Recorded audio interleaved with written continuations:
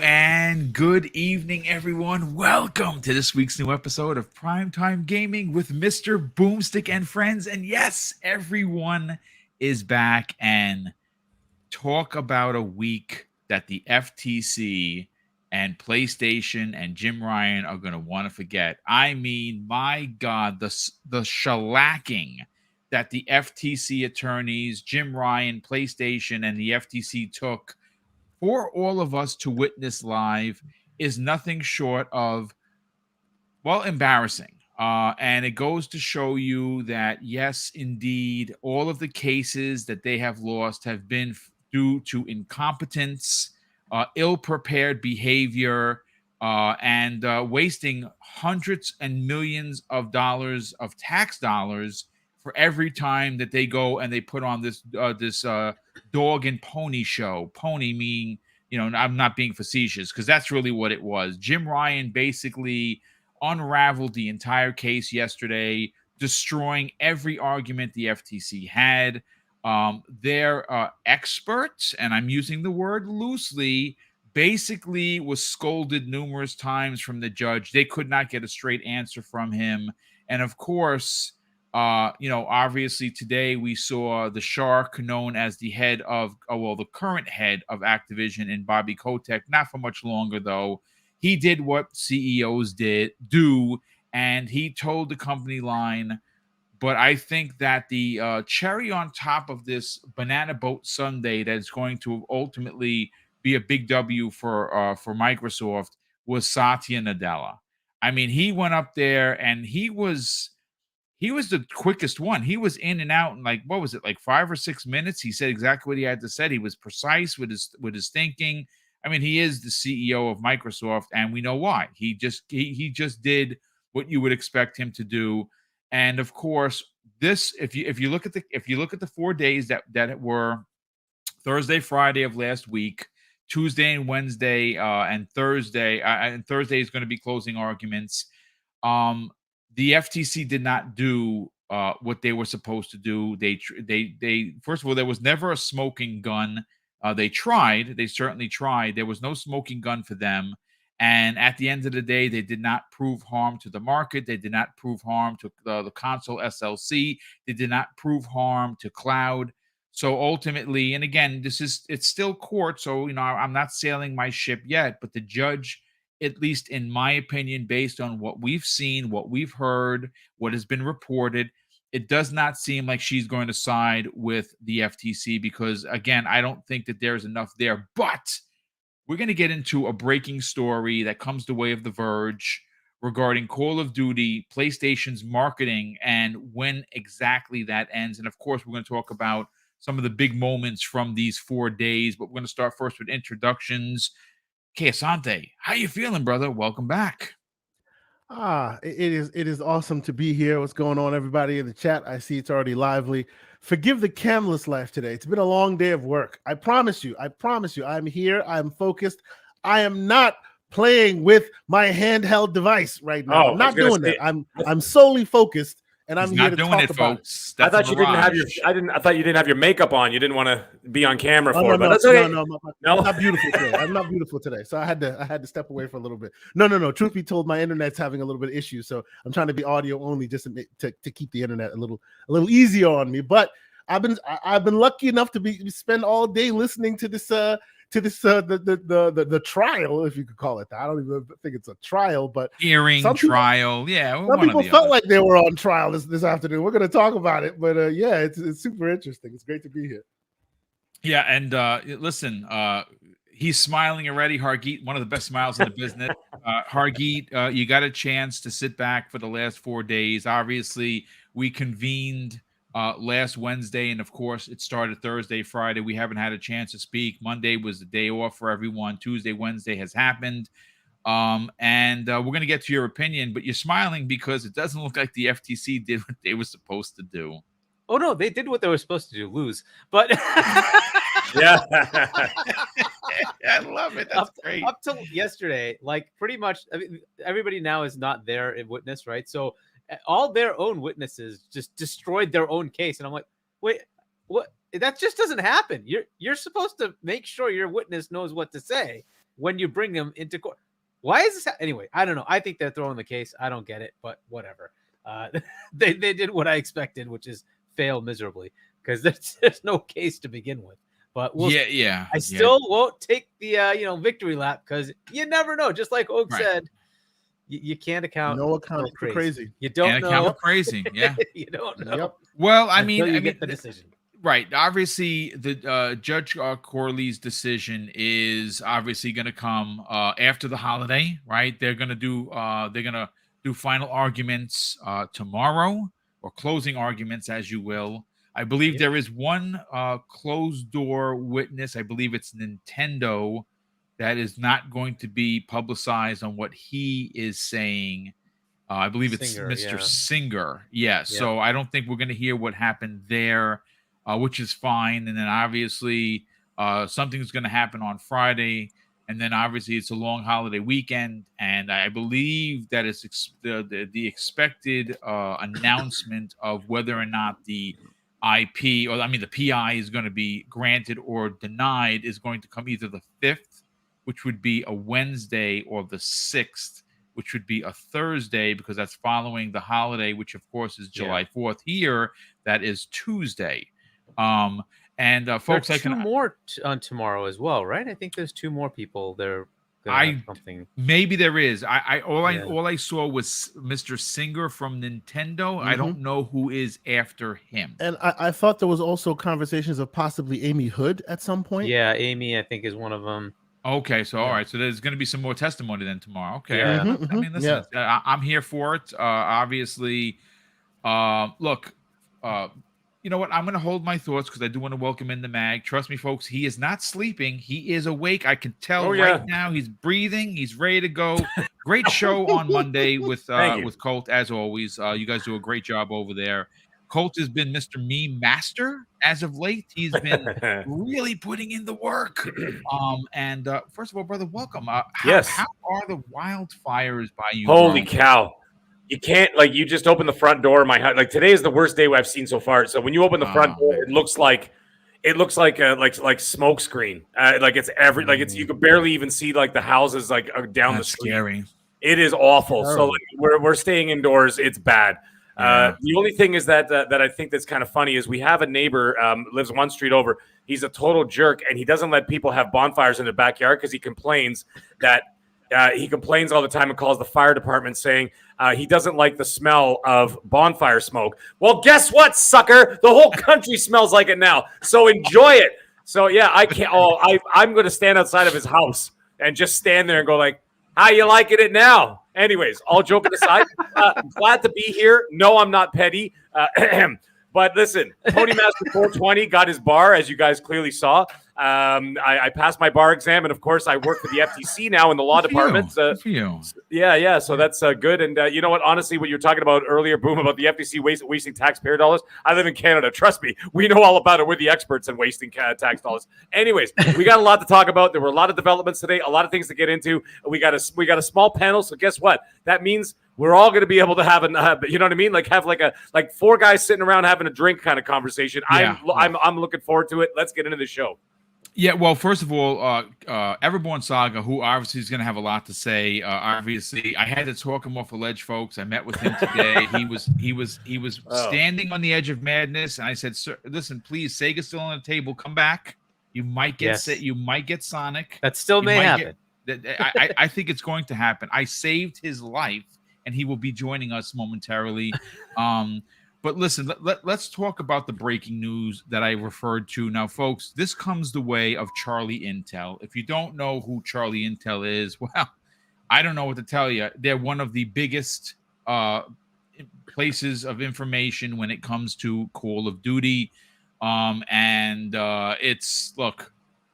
again, we're going to have a great conversation. I don't know what this actually means. I'm going to read what they are reporting. And let your mind run wild, because this is what it says. Breaking. A court document from Sony, which was not redacted properly, and that's by the way, that is not anything to do with Microsoft. That is clearly and has been confirmed on the Sony lawyers for not redacting properly. It says has Sony used what do you call it? What the hell is it? You know, the Sharpie. Sharpie, like yeah, white? and just black Sharpie. But since the person who was wrote it in pen, when you scan a document that's been used with black Sharpie, you can read through it. You can read through and see every word, everything. It's ridiculous. It's well, they should have got the CIA to do it for them. At least they block out things properly. They absolutely do, including people. So let's just keep that right there. Okay, so this is what it says: breaking a court document from Sony, which was not redacted properly, and now has been deleted by the court, revealed that PlayStation's Call of Duty deal expires in 2024. Now, we all knew that. But what we did not know, and what has been confirmed by The Verge, is that it does not include Call of Duty 2024. As a matter of fact, Sony's partnership apparently ends with Call of Duty this year. 2023's Call of Duty is the last marketed Call of Duty for PlayStation proper. According to the report, the last game covered by the contract is the Call of Duty title yet to be announced for late 2023. Again, this is coming from Charlie Intel on Twitter, and it has been backed up and confirmed and reported by Tom Warren of The Verge. So I want to go to Hargeet on this because this is perplexing for a lot of reasons.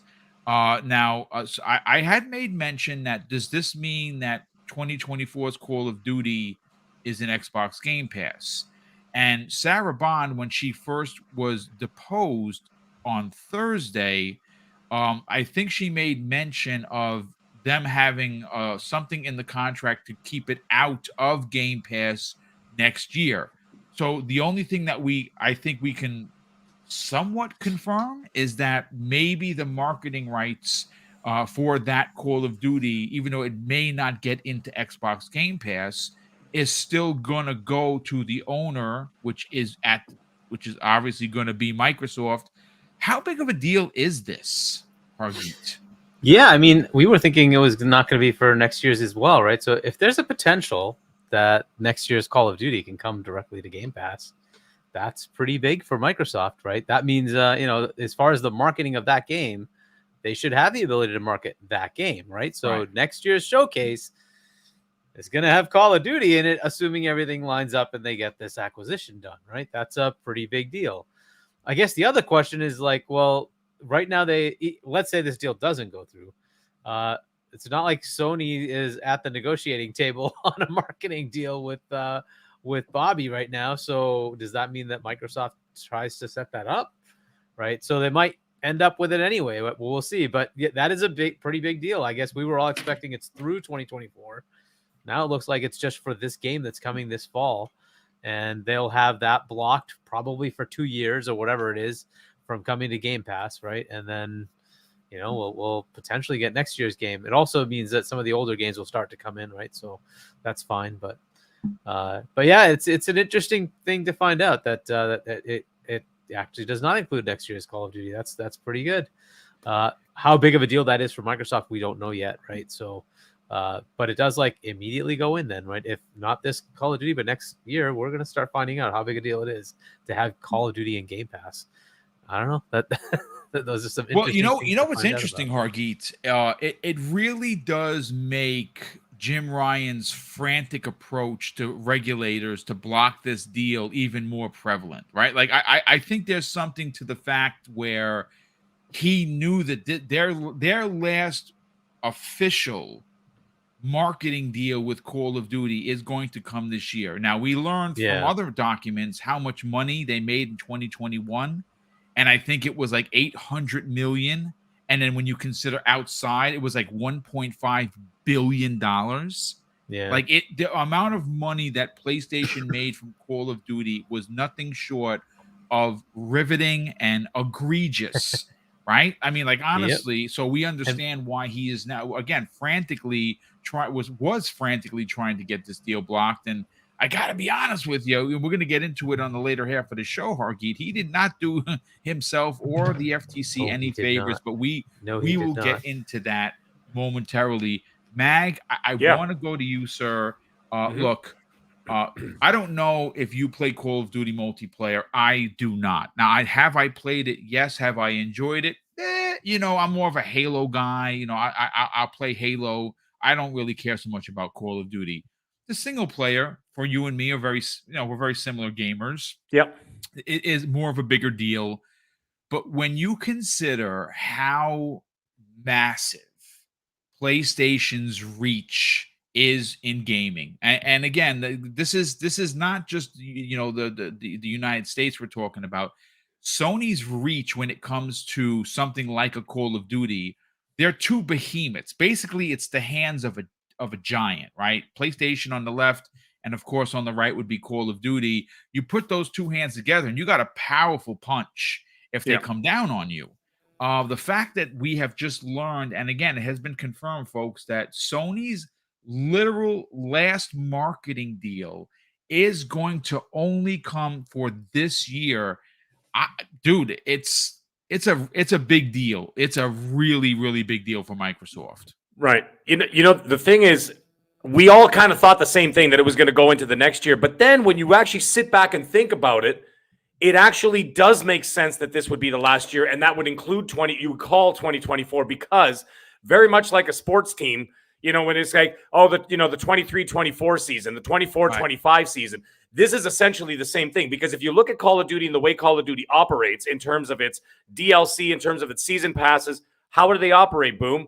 On a 1-year basis. Yes. They have content that releases all the way until the release of the new game. So it's always in a 12-month cycle. So when you think about that, you could still say 2024, because they're going to have the game comes out in 2023, but all the DLC and all the season passes and all the other whatevers are all going to be in 2024, coming out, where first and most likely get the map packs and all that other stuff are all going to PlayStation first. So that is the 2024 that they're thinking about, not the 2024 going into 25, right? So this makes more sense. Like, the more you sit back, so it's almost like one of those instances where when you find out a piece of information like this, you're like, I just been looking at it wrong the whole time. And I didn't think of it like in that way, right? And that's what they're thinking. So when they say they have it up until 2024, or they have it to 2024, they're talking about all that season pass and DLC and everything that's coming out that year. Because let's face it,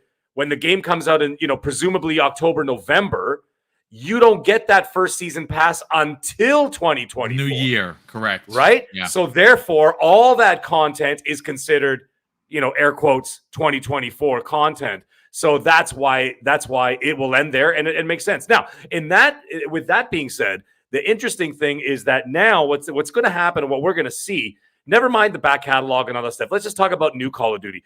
What it's going to do, we're going to find out a lot sooner. So within a year and a half, well, maybe a little bit longer than a year and a half, we're going to find out, just like Hargeet just said, we're going to find out the true impact of what a game like Call of Duty can do in a Game Pass scenario, and how many people will make the leap. Obviously, not everybody. If you're a diehard PlayStation and that's all you have, or maybe that's all you can afford, God bless. I'm just saying, there's nothing wrong with any of that. Or let's say that's where your friends are and everything else. Those people will not be converted, right? But if there's people who haven't jumped into any ecosystem and they're like, yeah, you know what, I'm going to start gaming again or whatever, or kids, right? You got, your teenagers, your preteens who are all into that, the guns and Call of Duty and stuff. My son, he's 10 years old. He's already asking.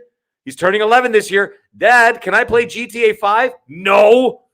Right? But not for the violence. It's because of, the language and all the other stuff, right? So I was just like, no. And then he's like, well, can I play Call of Duty? And I'm like, my God, it's already starting, right? So that's the age. The 10 to 15 age is when they all start.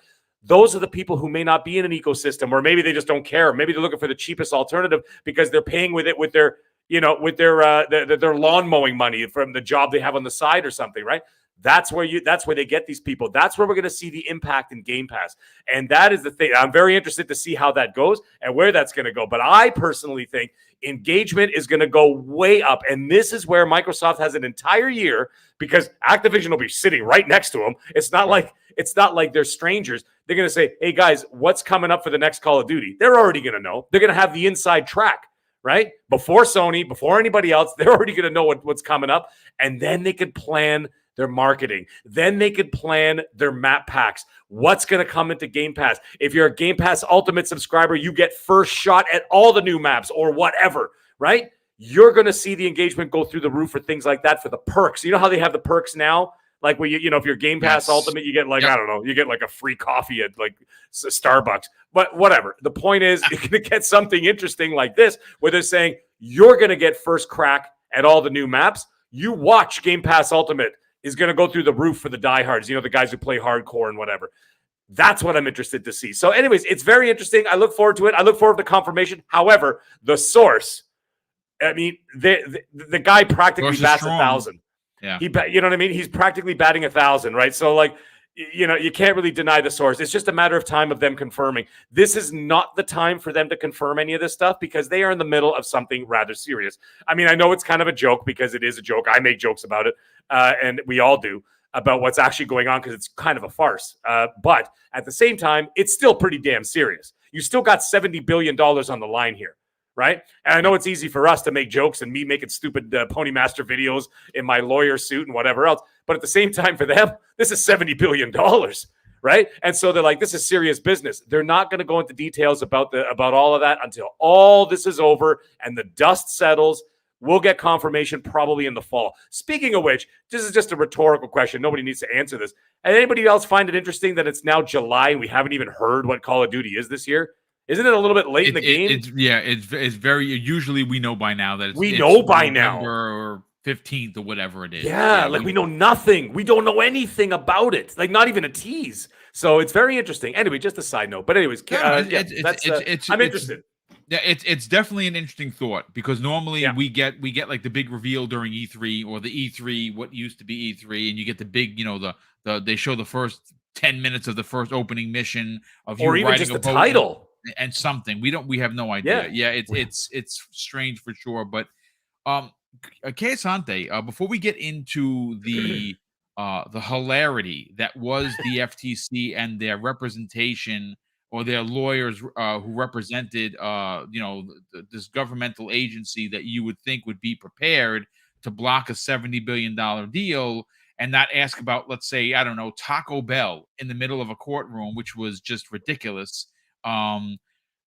Let's talk about this. Again, Charlie Intel reporting confirmed via The Verge of Tom Warren of The Verge. Listen, you know, everyone has made great points so far. 2024, they're not going to have Call of Duty 2024. They're going to have the marketing rights, as you said in the green room, for 2023. That opens the door for Microsoft. Now, even if there's some sort of a clause that may or may not be, we don't know, folks. If there's some sort of a clause that it can't get into Game Pass for whatever reason that may be. I'm not sure why that would be, but that means Microsoft is still going to have the marketing. And hold on for a second, Keisante.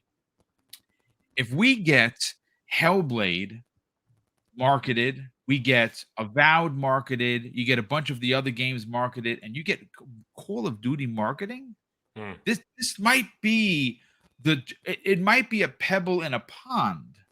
But this could start the ripple effect that we're thinking that Call of Duty will do for Xbox Game Pass and when how people perceive Xbox as a platform. What are your thoughts on this, man? Oh, I think it's super interesting, man. You know, we have always known about this marketing thing. It was one of the first bits of tea that leaked out some time back. But clearly, our assumption was always that they would own 2024, as in they would have marketing rights for a 2024 version of Call of Duty. Clearly, that is not the case, right? Clearly, you know, and like you're saying, if you think it through, you're like, oh yeah, it makes absolute sense, right? Because the game comes out, and then there's a marketing arm, and then there's a long tail, a life cycle, if you will, for my IT guys in the realm here. You know, a life cycle where there's a beginning, a middle, and an end, and the 2023 game has its life cycle throughout 2024. So that's when they will still have said marketing rights. Interesting, right? What will that mean afterwards? That's where I'm with you guys. I was listening to you guys talk about it. That's where I'm like, So even if this thing ends where, no accounting for crazy, let's assume we live in a world where somehow, some way, the judge goes, yada, yada, yada, I agree, but get out of here, Microsoft. Kind of seems to think that just by the nature of all of the ways that Microsoft and PlayStation's relationship have changed with their platforms and their developers and their the various publishers that publish on their platform, I don't foresee a world. I know business is business, but anybody that heard Kotick speak, he's not just about the business. He's also about, I felt like I was watching a mob movie. It's all about the family. The guy speaks a different language, and if you are not in the business of working with him, he'll make sure that that he is unhappy with you. So I honestly don't purport to think that it'll go just business as usual as it was. You know what I mean? Just by the very nature. The very nature of how Jim and all of them have handled this, they've lost that marketing, whether Microsoft owns that game in the next 6 months or not. And now we know you probably won't ever see another marketing contract from them with Sony after 2024. I mean, it'll still be on the platform, obviously. But I really doubt that after all this, after all the lying and the crying and all the crazy messing with my almost $70 billion, you think Kotick will go, oh, well, back to business as usual. We'll put it back on there and you'll get your marketing deal?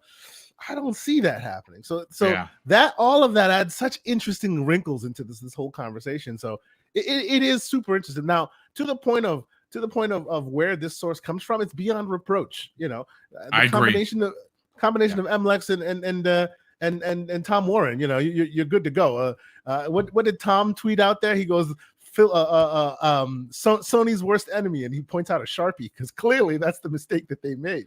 None of this information would have been out there had they not used the Sharpie. It is what it is. But no, it's super interesting, and I'm looking forward to seeing what more tea is coming from this, because every time somebody jumps into these waters, more and more are talked about that we just start raising our eyebrows. Did you know that Satya Nadella plays Call of Duty? It's crazy day with all the tea. I did not know that. I would not have. I would not have gotten. I wouldn't have. I didn't know that. I wouldn't have guessed that either. Hey, Satya, let me ask you a question. Can I ask you a quick question? You're talking about how which you're absolutely right. I can't see Sony ever getting the marketing rights ever again after this. They've sort of burned that bridge in they one burned way or a lot of bridges there, Mag. Right, I mean, a lot. So now think about this. Do you think that at the very beginning, this is just a thought. See if anybody thinks along the same lines here. That maybe at the beginning of all this, they're like, okay, listen, if this thing doesn't go through, we got to throw you $3 billion, but you got to give us marketing rights after you're done with Sony. Do you think that was kind of like a side note that was not sort of made public? See, I wouldn't see. There are, and clearly, as we've now come to realize, there's the inside voice and the outside voice, and them inside voices they beg you to not put that anywhere. Don't write it down. If you gotta talk about it, pick up the phone. Nobody's recording phone calls, because if there's anything else, it's gonna come out and you're gonna be like Pete Hines on Front Street. It's gonna be crazy for you. So clearly, there's no evidence of that anywhere. But it is super interesting where we are with it when it comes to what deals they're making, moving and shaking. To your point, Mag, we heard that Phil was talking. What do you call it? Jim Ryan was talking about how Phil left out certain key franchises when they were making his offer. So initially we heard him crying, lying, and we were like, what are you doing? Maybe he actually had a point because they left certain key parts out of it. Who knows? A lot of the tea that's being spilled. Well, see, we don't know what that is, though, do we? Exactly. No, we do not. It's super He's being extremely vague, but yeah, it's just super, super interesting. I just think that at the end of the day, I agree that long and short, they are business. It's all about business today, right? It's all about business. So the idea that Bobby will go, okay, screw you, you screwed with my money, so I'm not giving you any money back. That's not necessarily what I'm saying, but I have a feeling that Microsoft will get a phone call going, they offered us 5. Do you have a better offer? Oh, I can't see that. Yeah, I mean, you don't see that? Well, you know what? Maybe you're right, because I mean, the turnaround and the money they make on that—that's what it is. Massive. It's business. It's business. So let's be clear. Yeah, it's business. yeah, They have to, but for the sake of their business, shareholders, they have to get to get the Well, they have to go for the highest price. bidder. Absolutely, That's right. But shareholders the person don't have sending feelings. the message. The Yeah. person sending the message, though, has feelings, and he can say, I don't like these assholes, forgive the language. Yeah, that's How right. about you Yeah. give us a better offer? And Right. Microsoft is about to give him a better offer. I have a feeling that is more often than not the case. What do you think, Hargi? I know you want to say something. Yeah. I was just going to mention that I think Bobby Kotick already was trying to negotiate a deal with Jim Ryan in case it Yeah. did fall through. Yeah, So yeah. I don't think they're going to not get that. They're Yeah. going to get a quote from them. They're going to get a Oh quote. yeah, of from course, them of whether course give it they or are. not. Yeah, yeah. Right. If you I recall, think he it's- even it's said that they fiduciarily weren't getting a irresponsible. they weren't not getting a calls They're back gonna or get a whatever quote. when he was trying. You know, they Yeah. were Yeah. trying to do it, but they weren't getting calls back. So there definitely will be, as we've all discussed, for fiduciary's sake, they must. But I don't Yeah. think they want to. Am I No. wrong in that? I Well, I I mean, don't think they if want the deal to. goes through, it's over, right? It's It- over. Yeah, if the deal Yeah. goes through, That's this is null and void. Yeah, this is yeah. all moot. But yeah, Of course, yeah. Real quick, I want to shout out Aces352 on Twitter, who just DM'd me with some interesting and breaking news, ladies and gentlemen. This has come from Tom Warren. Apparently, the court just gave up and deleted all of the submitted evidence for the FTC versus Microsoft that was made public with redacted parts. He says, I'm sure Sony isn't happy with whoever was responsible for not redacting the info properly. And he has a picture of something that says server error 404, file or directory no longer not found. The resource you are looking for might have been removed, had its name changed, or is temporarily unavailable. So But you know that's ridiculous, though, right? The second it came it's online ridiculous with because I bad can still find it data, like right now. Yes, exactly. It's Yeah, over. yeah. Like all the details are out there. Your Sharpie mishap is too late. There's no way of returning putting the tube of toothpaste back in. Forget about it. It's over. You know.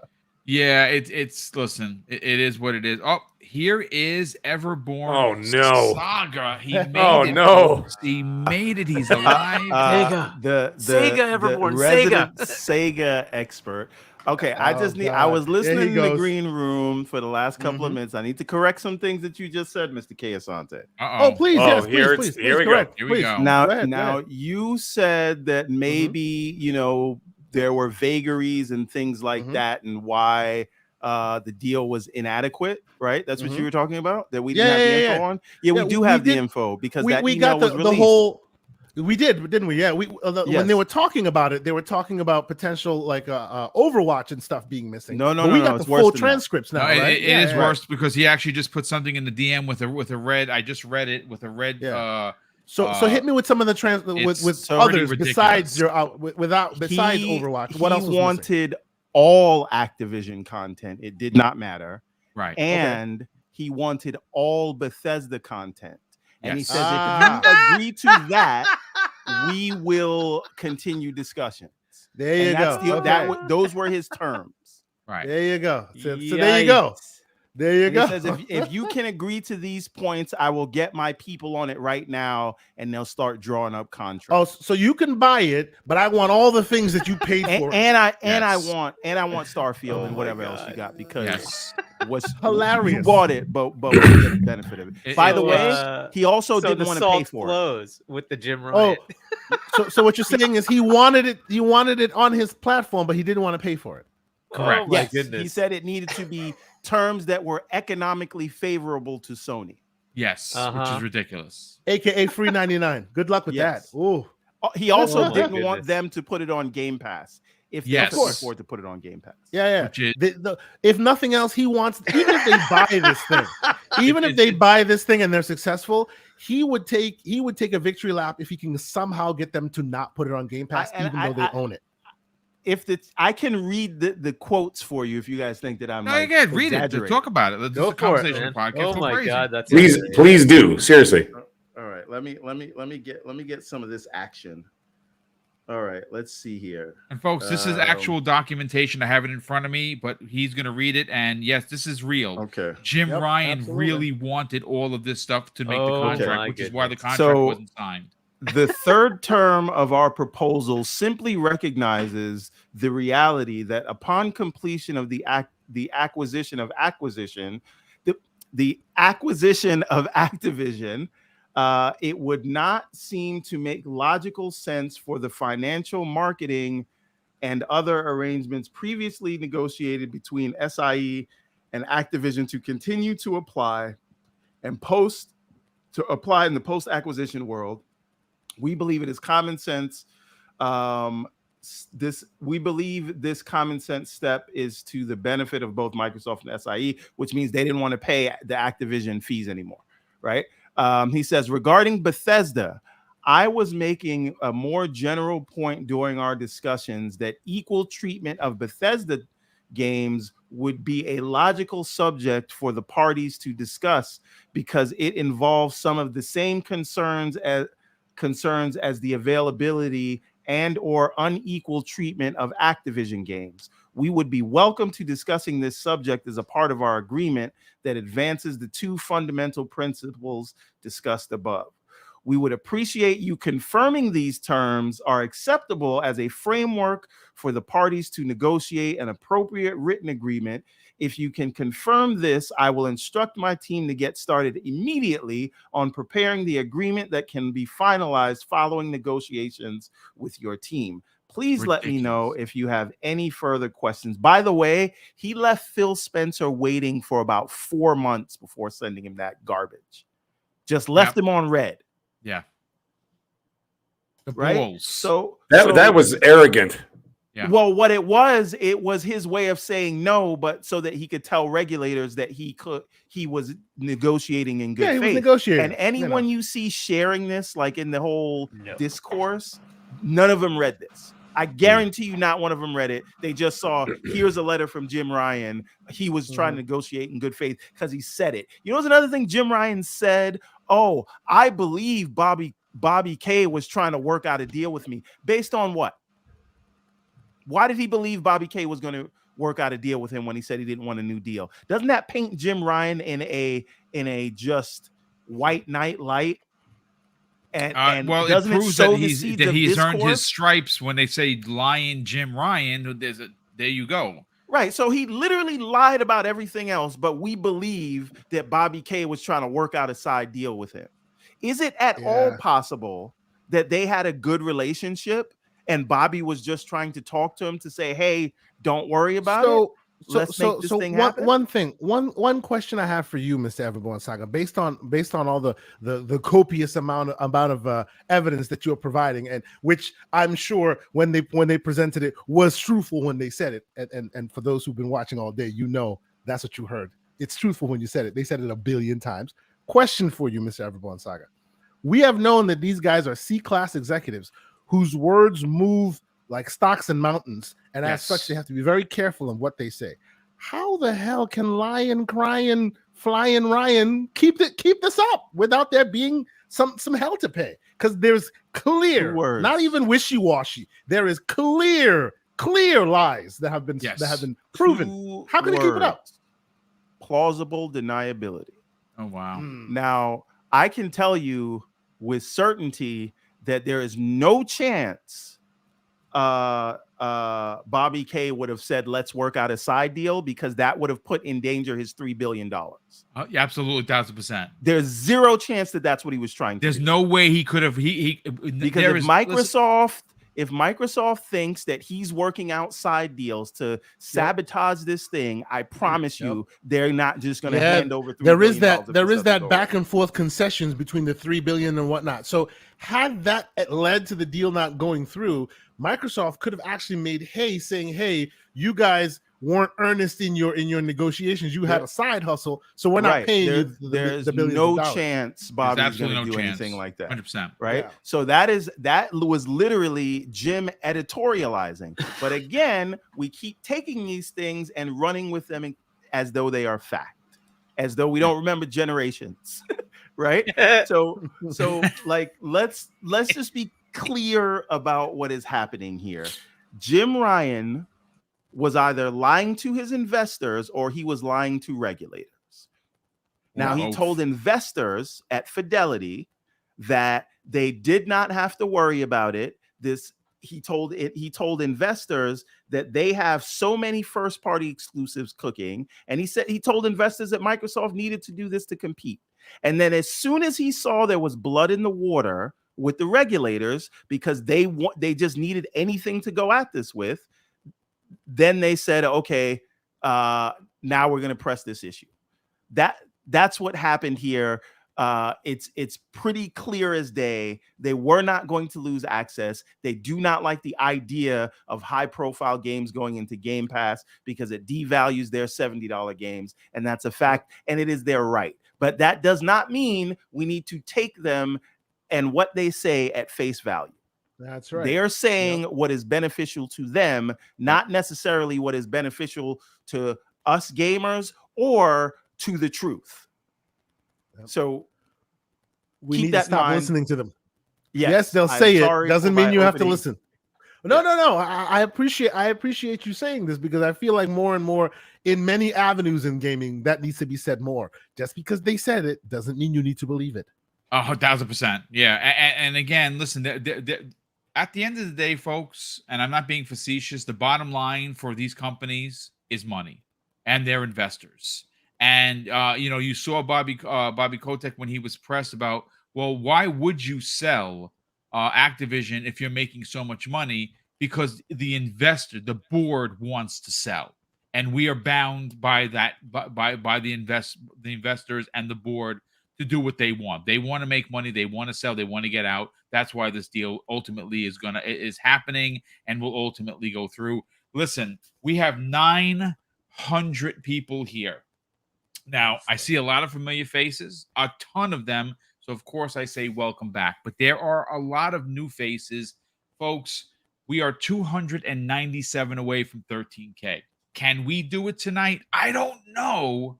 Yes, but I would love. Come on. Yes, we can. I would love that people. if you're not subscribed, to please consider helping us get to that 13K. It's been one heck of a year. We've done some really, really big things on the channel. Obviously, this is the first full year from January forward that I'm streaming 5 days a week, 5 Monday through Friday, 5 live streams, all different panels, all different shows, all great content. And we've been reporting on this stuff. I've been giving, like I said, I had incredible guests throughout the entire year. I have incredible panels. And if you like the banter, please consider subscribing. Listen, before we get into the bloodbath that was the FTC, and we're going to get into it specifically. I think day 3 was the worst for out of the 4 days. I thought today was great for Microsoft because Satya Nadella was sharp as a knife, and Bobby was. I don't care for him as a person. I don't like some of the things that he's done and how people have suffered under his leadership. But he did what businessmen do, and he towed the line today. So. Before we get into all of that, let me catch up on Super Chats. There's been a ton of them. The first one of the day comes the way of Drawn TJ, who drops a very generous $2. Super Chat says, hi, panel, everyone. Please hit the like button. Drawn TJ, thank you very much. Sir X-Men drops a very generous $2. Super Chat says, send a prayer out to Crispy Bomb, who lost his mom yesterday. Yeah, you know what? I wanted to open the show with it, but like I said, he did put it publicly, and I know that he might be listening to kind of get his mind off things. I talked to him personally because we're good friends behind the scenes, and I did speak to him for a bit. He lost his mom suddenly yesterday, folks. So if you will follow Crispy Bomb, and you consider him to be someone that you care about as a content creator or a public figure within the community, reach out to him, let him know that you love him, that you care. Send him your condolences. Obviously, anytime you lose a parent, it's hard, folks. I know. It happened to me last year. It happened to Josk, my wife, a couple of years ago. So you lose a parent, it's hard, man. It's hard, and it helps. Believe you me, it helps when someone reaches out and gives you a pat on the ass. So if you're a friend or you're following Crispy, let him know you care. Let him know that you are offering your condolences. And of course, much love goes out to our very good brother. We have a Sith Lord drops a very generous $2. Ubjen says, hello, everyone. Hi, King. Keep up the great work. Brother, thank you so much for the high praise. It's greatly, tremendously appreciated. Love that you're here and appreciate the generosity. Gray Falcon, OW, drops a very generous $5 super chat and says this. Something that occurred to me with Jim Ryan asking for identical pricing on digital store pricing. Does that amount to the collusion price fixing? Wow, that is scandalous. And listen, folks, if you think that the collusion talk is over, it is not. Lena Khan is being investigated. There are 2 open investigations in Washington against her for abuse of power. I am telling you right now, collusion may be a part of that conversation at some point, because we don't know if the collusion is real. I think it was. Just follow the breadcrumbs, folks. And if she did collude with foreign entities, she should go to jail. If that, in fact, or at least be impeached. That's just my take on it. If you do a crime, sorry, folks, you got to go to jail. We have Brian Lynch drops a very generous $10 super chat and says, at the end of the day, even if Microsoft made Activision games exclusive, this case has already demonstrated market share wouldn't increase to an anti-competitive amount. Acquisition won't be blocked. Yeah, I don't think it's going to be blocked. And I agree. Listen, at the end of the day, it has been said to the point of nauseum. Call of Duty is going to be on PlayStation. If you are a PlayStation player and that's your only home, good on you. Pay $76.43 in New York and give Microsoft all of your microtransactions money. It's fine. They'll just build a new studio and bring another game to the world. Thanks. That's all I can say. But if you are someone that does not want to pay $76.43 and I don't know, maybe want to pay $16 or $17 a month, maybe you join the Xbox Game Pass and you get Call of Duty. I don't know. Highlander 001 drops a very generous $5 super chat and says this. In an email reply to Phil, Jim Ryan asks for all Activision games on PlayStation, including future games, and wants all Bethesda games as well. WTF. Yeah, exactly what Everborn Saga said. We have Rip Snorter drops a very generous $8 super chat and says they need to add an episode to the Xbox documentary Power On when this is all over. That would be pretty dope. Maybe even we get like a part 2. You know what I'm saying? Like we see because I mean, most of us have been following this, so we kind of know. But I'd love to see some behind the scenes stuff that we don't. It's like know. a documentary on the acquisition phase, right? Oh, the that'd be so phase, good. Right? Yeah, that would be kind of dope. I'd be into that. Dramatized, and I think we should do a fan casting as a show one of these days. Like who's gonna play? Who plays Phil? Who plays Phil? That's Nathan Fillion. I like that. Who plays Satya? The bald man. Well, I know what I'm playing. Jason Ronald. Well, we should. Yeah, right. Jason Ronald. That's right. Just call it. We're just going to spray paint it. We're going to spray paint it silver. That's great. Listen, we're going to film a 10 episode, 1 hour each, 10 episode, 10-hour season like The Offer. Anybody see that? Like The Making of The Godfather. It's going to be done in the exact same style. This has got to be dramatized because this is high drama. It definitely is high drama. You know, it's funny. Danny DeVito for Bobby K. Oh, 100%. That's a great pick. I like that. Great Falcon OW drops an additional $5 super chances. Everyone is it's way worse than all of the content current and future. Yeah, which is we learned, folks. This is what I was talking about. Now remember, if you follow my channel, I'm not saying I broke the story. But I had the information. I talked about it. I think it was September 9th. Shout out to Pong Soul, who actually found the show that we talked about it. There are 2 unannounced games that are being developed by, one is by Treyarch and the other one is by Infinity Ward. And they are they've been characterized as open world first person shooters that hinge on something as memorable as Mass Effect. We learned through the court documents that Activision has four unannounced titles. 2 of those are of those 4. Just so you know. And those Bobby are going to be wanted all of those. And Jimmy Boy those. wanted all of those. They're probably all going to be Xbox exclusives, to be honest. We also have Black Ronin 356 drops a very generous $5 super chat and says Jimbo wanted to Debo Phil and Xbox on some. It's my bike punk. But Phil is about that life. to and gone hit him with that brick. I.e. them mergers. That is hilarious, brother.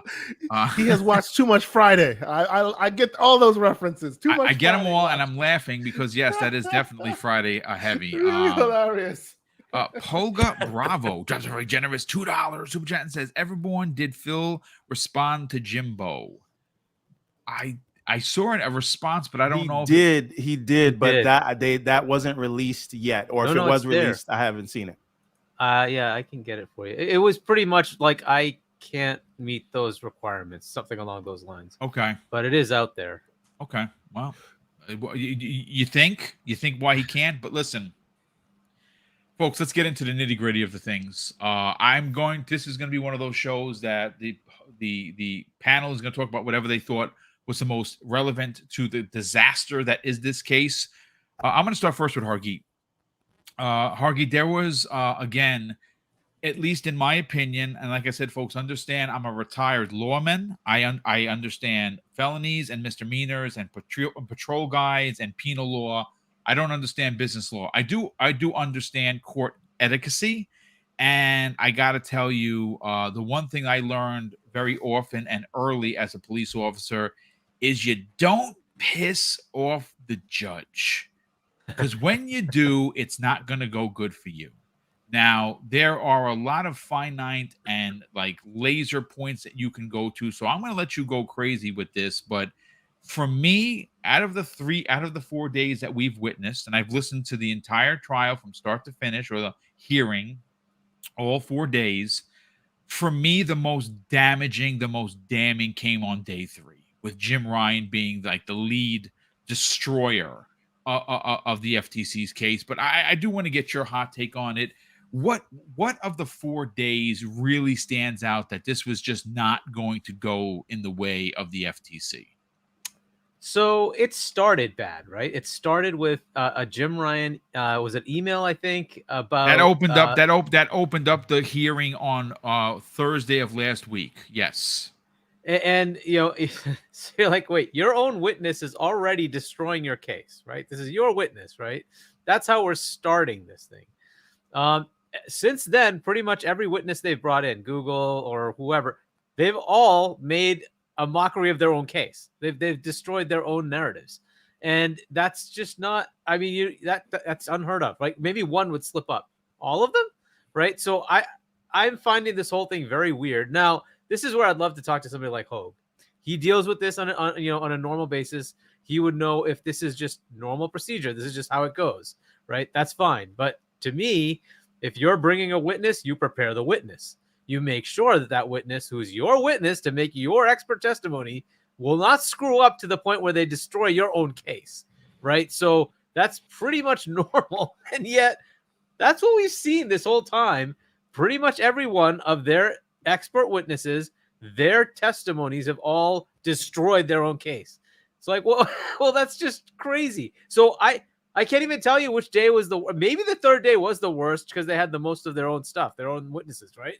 And all of them just destroyed piece by piece, not only their case, but the CMA's case. Google came out and said, we compete with all the other platforms out there. So Stadia is not, or cloud is not its own thing, right? If that's the case, if Stadia competes with PC and it competes with Xbox and PlayStation, and they're saying, well, look, the problem we had was we have to build AAA content, and that takes a long time, and it would take a lot of investment.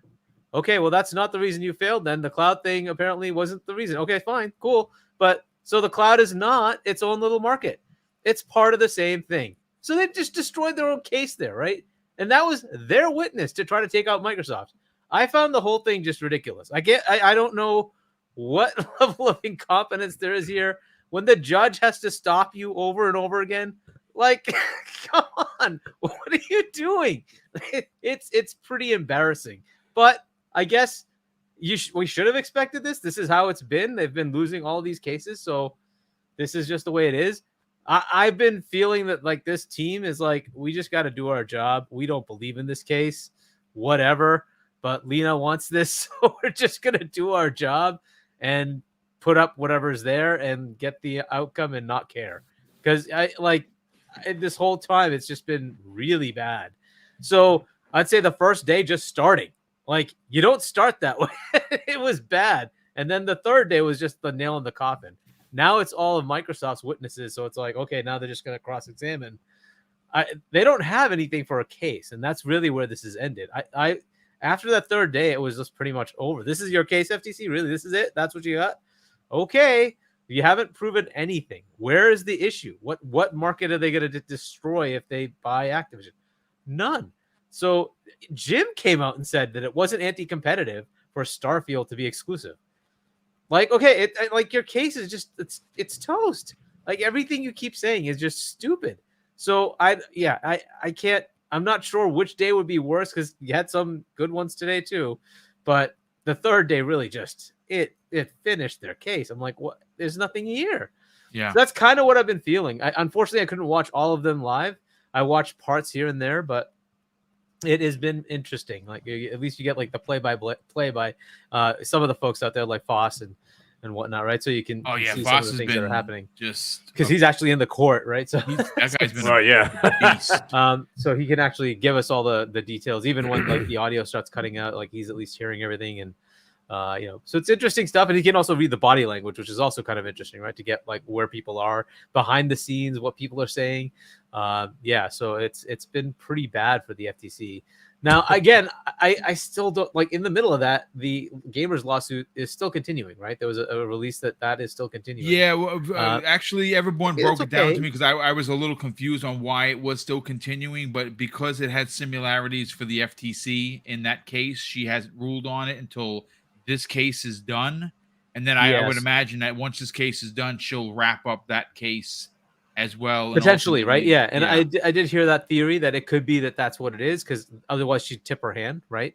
So maybe she just has to hold on that, right? No, we're going to continue on that, and then maybe, you're right. Maybe it does come back after this, assuming she doesn't, give them the PI, then she can say, okay, well, all those things that I evaluated here, they have the same outcome with the gamers lawsuit, and we can eliminate that as well. Hargeet, I want to add something to the context of our conversation that we're having here. Obviously, I was always under the impression that a governmental agency like the FTC ultimately, yes, they want to handcuff big business. They want to make sure that the consumer isn't run over in the process of these billion and trillion dollar companies, and you know what? I applaud that because I'm a civilian. I'm one of the people ultimately that would get trampled if these entities went unchecked. But you know what was the most interesting of the 4 days, folks, that I found unbelievable, Hargeet, but also believable because it's the FTC and. Well, I don't know if, how you spell stupid, but it probably has FTC somewhere in there. Do you know, and were you aware of this, that they never mentioned consumers or customers once? Well, but I can't 11 times one of the days, right? And it was 70 plus times for PS, for Sony. PlayStation. Yeah. It to me, it seemed like they were doing the bidding of Sony. It seemed as if they were trying to broker a deal. Remember that whole thing with Phil Spencer, where the judge had to get involved? Are you going to swear? Are you kidding me? Under oath that you're going to put every no terms? Like what? It's. But I mean, again, did you not find that absurd? Absurd. I mean, the judge found it absurd, so I'm assuming that's not normal procedure. But it seemed pretty weird. Look, part of that is, like they're assuming that Sony would be so devastated by Microsoft owning some content. And I'm like, wait, but your own economist said that even if Microsoft took all of ABK away from PlayStation still wins the market, even in the US. Like, wait, so what's the issue? Like, where is the actual issue? Hargeet, that was also based on made up input from a survey that he didn't read, and the judge called him out when he tried to reference that survey. She was like, what survey? The one you didn't read?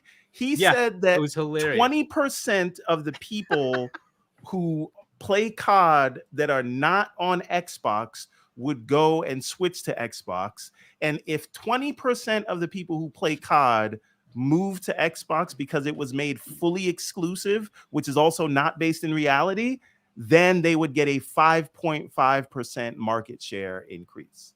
Yeah, and right, totally excluding that there are other places they could go, right? Right. But either way, right? Yeah. But no, that by the way is what the CMA had to go through, right? And say, okay, yep, you're right. Your numbers are just they're proving out wrong. So it is what it is. We have to deal with the reality that that's not accurate.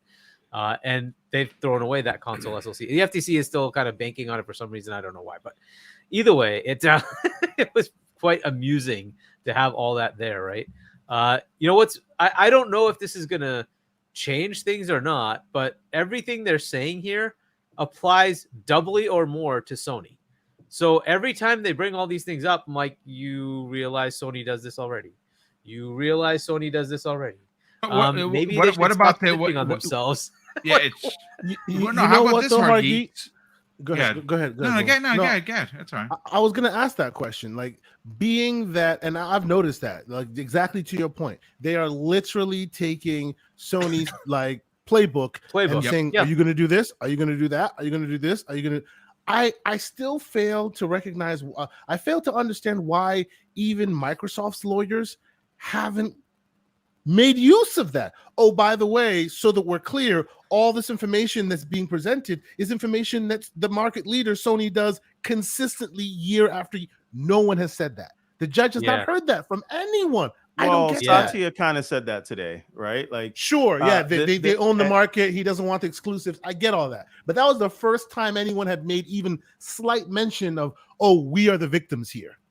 Like, now everyone still seems to be like, oh, they're the big bad evil Microsoft, even though gamers who are watching this know exactly what's going on. Why are we not calling out? No one is making hay of the fact that a lot of these things are called out because Sony does it. Right, but let's be clear though. I want to be fair. No, right? I want to hear how they are doing it. Yes, Sarah Bond and Beth Wilkinson's brought up Final Fantasy 16 and Final Fantasy 7 remake. They both brought that up, right? And it was also brought up that the God of War sales and things like that. So like those things were brought up, that Sony has exclusives, that Sony is making things exclusive. But inherently that's not the problem though, right? Sony having exclusives isn't the issue. It's the fact that they're money hatting. That's not brought up. No, but this is what I'm saying, right? Did you see what maybe? I know everybody saw the expert from day 3. Right, they got eviscerated. When you say the expert, yes, even though no one can see you, you should put air quotes in your hands every time you say it. Right. But when Beth Wilkinson asked him, "Are you familiar with Final Fantasy, the game that just came out today?" Right, like so they did do that. The only thing that I want to add, there's 2 things I want to add to this discussion. The first is, Judge Corley is not stupid, and she has, at every time it just got too ridiculous, she's jumped in and cut them off and told them to stop. And so the FTC's entire case, and I'm not making a prediction as to what will happen, but their entire case has been, hey, let's make a loose connection to something and say, well, there's some doubt there. So, but none of the stuff that they have brought up is any real doubt in any real world situation. And they haven't made any serious cases. Right. All the questions that Corley has asked has been like real life things. Because it's like, when somebody's trying to BS you and they're trying to BS you, but they're smiling in your face, like, I got you, didn't I? And you're like, no, you didn't get me. I see exactly what you're doing. So she sees through that. The other thing that I want to point out, right? And I'm not saying this. I want you, chat, panel, keep me honest here. Go look this up yourself. Has the 9th Circuit Court ever granted a preliminary injunction in a vertical merger? The answer is no. They have not. Vertical mergers generally don't get any of these things because No. they just go through. I mean, it's a vertical merger, right? So right. To that So- point, vertical mergers don't go through most of what we've been going through already. So No, that's fine, but it's never happened, right? And this Yeah. judge is not going to. She's not like a, she's not on there with an agenda, right? If we look at the way she's calling the balls and strikes, it is what applies to the law here. So again, is she going to? The court is based on precedent, right? Yes. Is she going to break with not even the 50-year history of them not even being challenged, but I'm talking about being even granted? You don't have a reference of that, and it would be granted to protect the market leader. There's no instance of this. Right. This Yeah. literally would be the first time in the history of the Ninth Circuit Court. So, I mean, they do have see. law, they do have evidence, they have history on their side. I mean, again, you can't account for crazy because obviously Hogue Law, who actually started us down this whole path of learning law, and obviously he had the stroke last year at the end of the last year. Thankfully, he's making a great recovery. Yeah. But we learned a lot from him. We've learned a lot from Foss. We've learned a lot from Post Up. I've learned a lot listening to Everborn and Asante go back and forth. But listen, speaking of Asante, let's bring you in on one more thing that I was going to say was the thing that they yes. didn't bring up was the partial foreclosure, right? So they actually brought that up as what happens if Microsoft has skins for Call of Duty. I was going to say that. I forgot that point. I was actually going to bring that to you. Yeah. Could you imagine? You mean like what we have today? You mean like what Sony does to the rest of the gaming world today? Exactly, sir. Again, Are you serious? At any time they bring that up, my brain goes, where's the Microsoft employee to remind everyone that they do that today against them? Yes. We need to keep hearing that, and we don't. I agree with you, Everborn. By and large, they've been strategic and they've been using it. Sarah really knocked it out the park. Beth really not. They're all really like, when they need to skewer, they skewer. But it needs to be prominently a feature of this thing. Just like every 5 minutes you hear, when you made that statement, was it truthful when you made it? Yeah. Every 5 minutes we should be hearing, yeah, Sony does that now. Oh, yeah, see that thing? Yeah, Sony does that now. But see that other thing? Yeah, Sony does that now. We never hear that. To be fair, they're not on trial. Right? They're not on trial. I know. They're not. And also, all of the whole partial foreclosure thing was completely destroyed because none of the models take into account any share shift or effect of partial foreclosure. Everything the expert based their models on was a full foreclosure, meaning Microsoft takes all of Activision content exclusive. And we know that's not the case because we know they're not going to pull out existing games. And they're already saying everything that they've pointed to is that they will keep it there. And they do not need a contract with Sony to do so because they already have a publishing agreement through Minecraft and the ZeniMax deals. Yes. So the judge is not, or I don't want to speak for the judge, but the judge would have to completely break with reality to say that she believes that can be given any sort of credence if we know that partial foreclosure was not accounted for and we know there won't be any full foreclosure. Right? Yeah. So while I agree with you, and I do, because you're right on that, I agree with you. I still kind of feel like beyond the economics of it, and yes, there is a fun and very, very, very, very, very long economics argument to be made, and we listened to most of that yesterday and today. You can tell that by and large, she's also trying to understand the moves and shakes of the ground. So what does this mean when it's a delivery method versus a different platform versus right? She's trying to understand the moving and shaking of the environment that she's not so familiar with, right? And it's beyond the economics of it. It's the day-to-day. Her kid works for Microsoft. They play COD. She's trying to get it. And wink, wink, nudge, nudge, right? But I guess where I'm going with it is Like they keep their arguments against this very highbrow when she's trying to know some basic information on the ground, and they're not giving her that, which I feel is a wasted opportunity. Wait a minute. I'm going to tell you why I disagree again. Sure. Because I think she sees that the FTC is being childish, and she keeps calling them on it, and Microsoft seems like Microsoft the being adult strategic. in the room.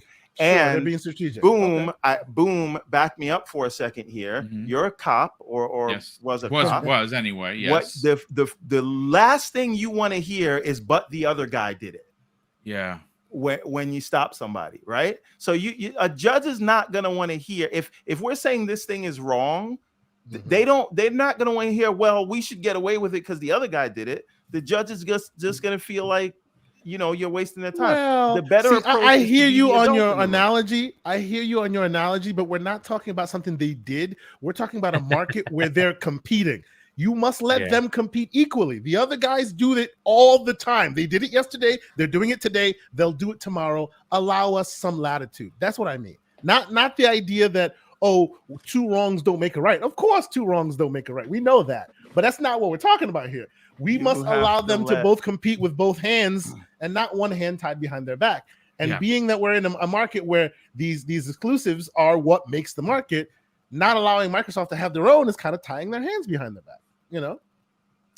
Yeah, I don't think so. They want to. I dislike the idea that we still have to keep talking about the fact that they're going to make it. They're going to put it everywhere. So what if they don't? 5%. Who gives two flying? You know what's? Yes. Like, well, you know what? That's exactly right. Well, he is absolutely one right. more little thing is that I noticed most of the people for Microsoft were calm, cool, collected, knew their stuff, right? And most of the other side were evasive or really didn't know what they're talking about. How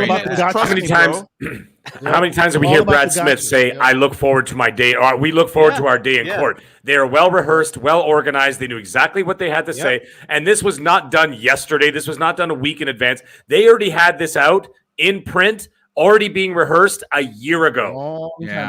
Absolutely. Before we even knew that this merger was coming, they already had legal writing it up with scripts. Yep. Anyhow, I don't doubt that. Keosante, let's get your hot take on it. Again, there are a lot of hot takes here. There are a lot of fine line points that jump off the page for me. I'm interested to get what for you was the most damaging to the FTC's entire case. I mean, what Hargeet said is exactly what I thought as well. Like, how is it that you come here with your witnesses, right? You're purportedly coming here to have a case. You've borne it out. You have all your evidence. You're suited and booted. You're there. And the minute they open their mouth, you go, "Shut your mouth. What are you doing? Come on." Like, what? And every single one that comes out, you got to go eyebrow raise. Are they literally saying? Are they like counteracting our own narrative? And they kept doing that. And I'm just like, did they not have a conversation with these quote unquote experts before any of this? When Stadia came and said, "Yeah, we compete with consoles." Oh, there goes that situation. Yep. When clearly you keep bringing GeForce Now, you keep bringing these guys who is in their vested interest to say this is the future, but even they come in and go, "This is the future. We hope." Like, what are we doing? I love that. Yeah. Right? Even they can't come out and say, "Oh yeah, Microsoft's full of crap." What are they talking? They all go, "Yeah, we think it's going to be great. This is the future. We hope." Because it's still a nascent market, even today. Caveat. I'll be honest with you. Like, to me, this stuff is super interesting because I want to see. I don't care who wins. I think by and large, obviously, Microsoft has the case on their side. They have precedents on their side. And if they lose, it'll be very inappropriate because how can you lose a case that's on your side, right? If it wasn't on their side and they lost, I would not care one bit, right? This is the I Am Not Everborn saga, and this is not the Sega, right? We don't care about where this is going. I'm just interested to see the tools that they will use at their disposal to put this thing to bed. And so far, they come so ill-equipped. It's hilarious. Like, it's actually quite shocking that this is a government. And now think about this. To add to your point, Que Asante, this is the United States government. Yes. You would think that they would be as big as they're making this deal out to be, and how damaging it was going to be to the universe of gaming. You would have thought that they would have showed up with every bell and whistle you could possibly imagine. And it's like it's like the dog ate their homework. Like, this bonkers. is the big evil Microsoft, isn't it? You'd think you'd bring every bullet in your gun to come and do battle. They didn't even know where they left their gun. Like, what are we doing here? Like, it's just hilarious. They left it in the safe, is where they left it in the safe. Yes, which is where you should leave your guns. I do agree with that. But still, to me, that is the super interesting part here, because if they can do this, and then that no accounting for crazy happens, God forbid, and all of a sudden they win, oh boy, will the world crack open and people will just be like, it's all over. Like, cats and dogs living together. I was just gonna say cats and dogs. It would basically just, like, the idea of democracy and the rule of law would just fly out the window at that point. This is how it should be. This is how people can depend on it, and somehow all of a sudden the ground beneath your feet just gets shifted. That is where I am with it right now. It's so interesting. And if they do win, I want to see the weapon they use to do it, because this can't be it. Because I don't think that the judge is like everyone said, she's too smart for this crap. Like, what are they doing? Yeah, I listen. She is a sharp cookie, and you can tell she knows her business. Obviously, it her being a part of the gamers' lawsuit was obviously instrumental of her understanding, which is why she got this case in the first place. Because obviously she was already well versed in what was going on, and as we know, the gamers lawsuit is almost identical to what the FTC is trying to sell. So I mean, there is that. Obviously, she did not give the PI to the gamers lawsuit. It appears, based on the 4 days of testimony, that did not go. I mean, I don't think one day even partially went to the FTC. That ultimately, whether that's the 5th, the 6th, or even that Friday of she's not. The FTC has not done a proper job. You notice how every time the judge shuts somebody up, it's usually the FTC's witness or the FTC themselves. Yeah, yes, she did that quite often with them. Absolutely, yeah. Very, very interesting. Any closing thoughts, Que Asante, you'd like to add before I bring the mag in on the conversation? I always love to hear what the mag has to say, because he always approaches things from a different perspective. Well, he's from Canada. I mean, that's why he does that. So he looks down at he literally looks down on us and goes, you guys suck. In more ways than one. and by and large, scandalous. Just kidding. Yes. No, Mag. Let's get your hot take on this, because obviously I talk to Kay, so I'm very fortunate enough to talk with Kay and everyone almost pretty much every day, which is amazing. I haven't had a chance to really talk to you, because obviously we convened last Wednesday, and then Thursday, Friday was day 1 and 2. Yeah. Wednesday and Tuesday and Wednesday here was day 3 and 4. Seeing some of the actually, first of all, hearing what a lot of the people have already said, people are saying in the chat, I'm still interested to get your hot take on what really is the most damning part of this disaster of an FTC litigated case. Well, here's the thing. I'm just going to briefly say in one sentence, because by the way, the chat's been absolutely hilarious, because I've been silent because I'm letting you guys, do your thing. You're going off. You got Everborn, you got Asante, you got Hargeet, and of course yourself, Boom, and everybody. You guys are talking law and everything. Everybody's going, Mag, are you awake? Mag, start talking. Mag, wink twice if you're under attack. I'm like, guys, I'm fine. I'm just letting them talk, man. I go, they're talking sense, and I'm the floor is yours, kind sir. Here's the thing.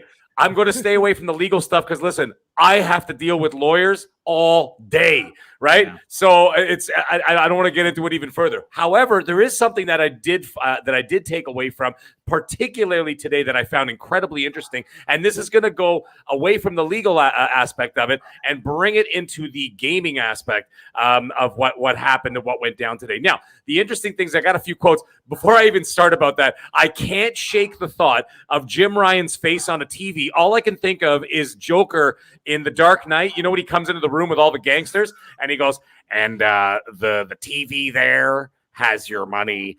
I know a squealer when I see him, and the TV. That's all I can think of, is that, like, the Chinese guy on the TV was Jim Ryan sitting there like that's just plopped on a tube TV next to like Phil. But anyway, that's besides the point. The thing is, and another thing, G maybe in the chat said Sarah Bond to be played by Rosario Dawson. Perfect choice. Dude, that's a perfect cast. Oh my God, she does look like her. Holy You cow. nailed it. You nailed it. I mean, Sarah Bond looks taller, but hey. Cast of the we can agree to disagree. We can disagree. I think you're giving Sarah Bond short shrift by Oh no, not to be outdone. Not to be outdone, but never mind, I'm not even going to say shrift. it. I kind of want to see her in an Ahsoka outfit, but that's just me. Anyhow, Angela Bassett. Sarah, if you're not There you listening, go. if you're There you listening, go. I did not say that. That was Hargeet. It wasn't me. Listen to Everborn Saga. Angela He speaks the Bassett. truth. Thank you. Move forward. All right. Okay. Come on. Anyhow, Oh my here's God, the thing. great. If you look at the things today, I got a couple of quotes here that I found incredibly interesting. The first thing I want to say, and this is one of those, boy, were we right. At least most of us. I think anybody on the panel, we pretty much agreed on this. But we had some pushback from some people, and that's fine. That's what opinions are for. The thing was, Satya said himself, exclusive Activision games make no strategic sense. Ta-da! We said that over and over and over when there were people out there saying, Call of Duty needs to bliggity blah and bluggity blee. And I'm like, guys, no, it doesn't. It needs to stay everywhere because I'm not saying everybody was saying that. There was just a couple people. But the point is, it doesn't make strategic sense. So that struck a chord with me. I'm like, my God, we've been saying this from day one. Why take it away when you could take the 70% publisher's fee from all the other platforms, right? Anyways, that's the one thing I was going to say quick. The other thing I just wanted to get a good laugh at is that what Kotick was on the stand when he was talking about how he wasn't impressed with Nintendo hardware. I couldn't stop laughing. But anyways, that's a whole other thing. He did say something that ties into exactly what Satya said. And like I said, I'm staying away from the legal side. You guys are doing a great job covering that. I'm pulling away what they're talking about in terms of exclusivity and what they're talking about in the future of Game Pass here for Xbox and of course, whatever other platforms want to pick it up. Kotick said, and I quote, "You would alienate 100 million monthly active players." That was the first thing. He was talking about that in regards to Call of Duty, specifically staying multi-plat, which of course they've already talked about. And that was a sticking point with the FTC, which they were trying to, and the CMA, they wanted to make sure that they've already made these concessions. They've already said that they were going to do that. And on top of it, they've already explained over and over why it makes strategic sense to do so. All right. The other thing is that he said, now this one really got to me. He said half of them play on phones. That was striking to me, and that is what you guys, everybody here has to realize. Yeah, well, this is Bobby talking. If Bobby doesn't know, he knows the numbers, okay? He knows where they're playing, how they're playing, where they're playing, how much they're spending. And when he goes up on the stand and says half of them play on phones, that's his actual quote, okay? The thing is, now everybody knows that this was never, I know we all know this, but there are people out there who actually think that this is all about Call of Duty. It was never about Call of Duty. It's about your phones. Yeah, and that's King. Why it's all about King. And this testimony today from Bobby Kotick solidified the fact that this was always about King. It was nothing about anything, not to do with Activision. That's a great bonus for a couple of billion. Okay, but the billions with a multiple S and multiple zeros at the end, it's your phone. Yep. And that's when Bobby said that today. That's there it is, guys. That's the truth of it. There's the Phantom Menace. That's what they were after from the beginning, because they're going to expand the market into the phones. And that's something that they're going to do moving forward. Maybe not all of Game Pass, but certainly a lot of those mobile games are going to be doing that. And the fact that he said half of Call of Duty active users are playing on a phone means they're playing the Call of Duty mobile game, which is a fantastic game, by the way. I don't know if anybody's played it. Great mobile game. I don't like playing mobile games. Like I like playing solitaire and stuff like that just because I'm messing around. But that it's a great game. Anyways, the other thing, speaking of which, another little side note, there's another thing that happened today. I'm going to move away from Kotick, and I want to go quickly into Jim Ryan and what he said today, and that'll be the last thing before I pass the mic. Jim Ryan said two interesting things. The first thing he said, it was talking about Starfield. In regards to Starfield, he says, I don't like it, but I don't view it as anti-competitive. That was a very interesting thing. That kind of really bruised. I think that's the a stake to the FTC. heart of this whole thing. That's exactly, Boom. When you've got the guy who's supposed to be your star witness, and what does he do? He turns into Jack Nicholson from A Few Good Men, and he ruins the case for them. Right? You're damn right. I ordered the code red. You can't handle the truth. Yeah, there it is. When he said, I ordered the code red. That was Jim Ryan's version of it. Why would he say it exactly like that? I hear you, and you're right. It's very interesting. He said it exactly like that because that, to your point, is just like when they said it was the results were I forget the exact wording that they used, but literally they use specific coded language so that they can take it to the next level. This specific coded language works for Microsoft. Why would you use that when it works for Microsoft? Let me just for that's self-preservation. Jim Ryan cannot be on record under oath saying he thinks taking non-Call of Duty level games and making them exclusive and saying that is anti-competitive, because then that completely turns right back on Sony if anyone wants to go and prosecute them for whatever they do. And he cannot be on record because that would be the nail in their coffin. If he said that. So he was smart not to say that, even if it doesn't help the FTC. And you're absolutely right. It is 100% self-serving. However, what he did at the same time, not only being a self-serving statement, but then he also, just like Boom said, he just stabbed a stake directly into the heart of the FTC by saying something like that. And I found that to be very profound. That yes, he's saving his own skin. Right. And of course, the reputation of the PlayStation brand going forward, especially if he's going to be front facing. Right. But the thing is, by doing so, also, he actually just destroyed everything that they were trying to put together. Right. And and Starfield is not even in question here. Right. But it's not that. It's the intent that's important. Right. And that's why that statement was huge for me. And that's when I looked at that. I'm like, why is nobody talking about that? That is such a huge thing. I mean, that is like I said, that's a profound statement that's going to have rippling effect across this whole thing. What do you think? The judge wasn't listening? The judge was listening. So, that's another thing. Now, last thing I'm going to say before I pass off the mic to Everborn is going to be this. Jim Ryan, when he talked about Game Pass today, that was the last thing I was going to say. He was talking about how he's spoken to many different publishers. What a lying POS, dude. Well, there was what do you call it? Value destructive. Yeah, right? He called it value destructive. Yes, value destructive. Yes. Mm-hmm. Now he says they don't like it. He says I've spoken of the publishers. They don't like it. That's fine. Whether they do or they don't, that's not up to me to decide. Because I don't know what these people are saying behind closed doors. Who the hell knows? True or not? Know. I can tell you, Mag. Whenever you're ready for me to tell you, I'll tell you what they're saying. Go for it. Why would you continue to go back to a thing that you don't like? Capcom is launching brand new AAA games, two AAA IPs into the service day one, right? Square, they launched Outriders there. EA has a whole big deal with them where their subscription service is included into Game Pass. Now, explain to me, not you, remember Team 17? They've been making really awesome games of late. They just signed a deal to put a bunch of games into Game Pass. They have a bunch of great games. Does Riot Games not like Game Pass? I want to hear the game day and date. I want to hear Everborn's explanation, but I'm going to do a small tiny pushback, but I'm going to wait till he's done first because he's right. No. I'm just saying they're repeat customers. I don't go back to a place that sells me disgusting food. Now, fair point. Here's my little pushback. They're putting in AAA games that like Capcom is putting two AAA games in there, but are they going to put Resident Evil 9 in there day one? No, I mean, You know what I'm saying? doesn't Like mean they'll is make their limited. 70.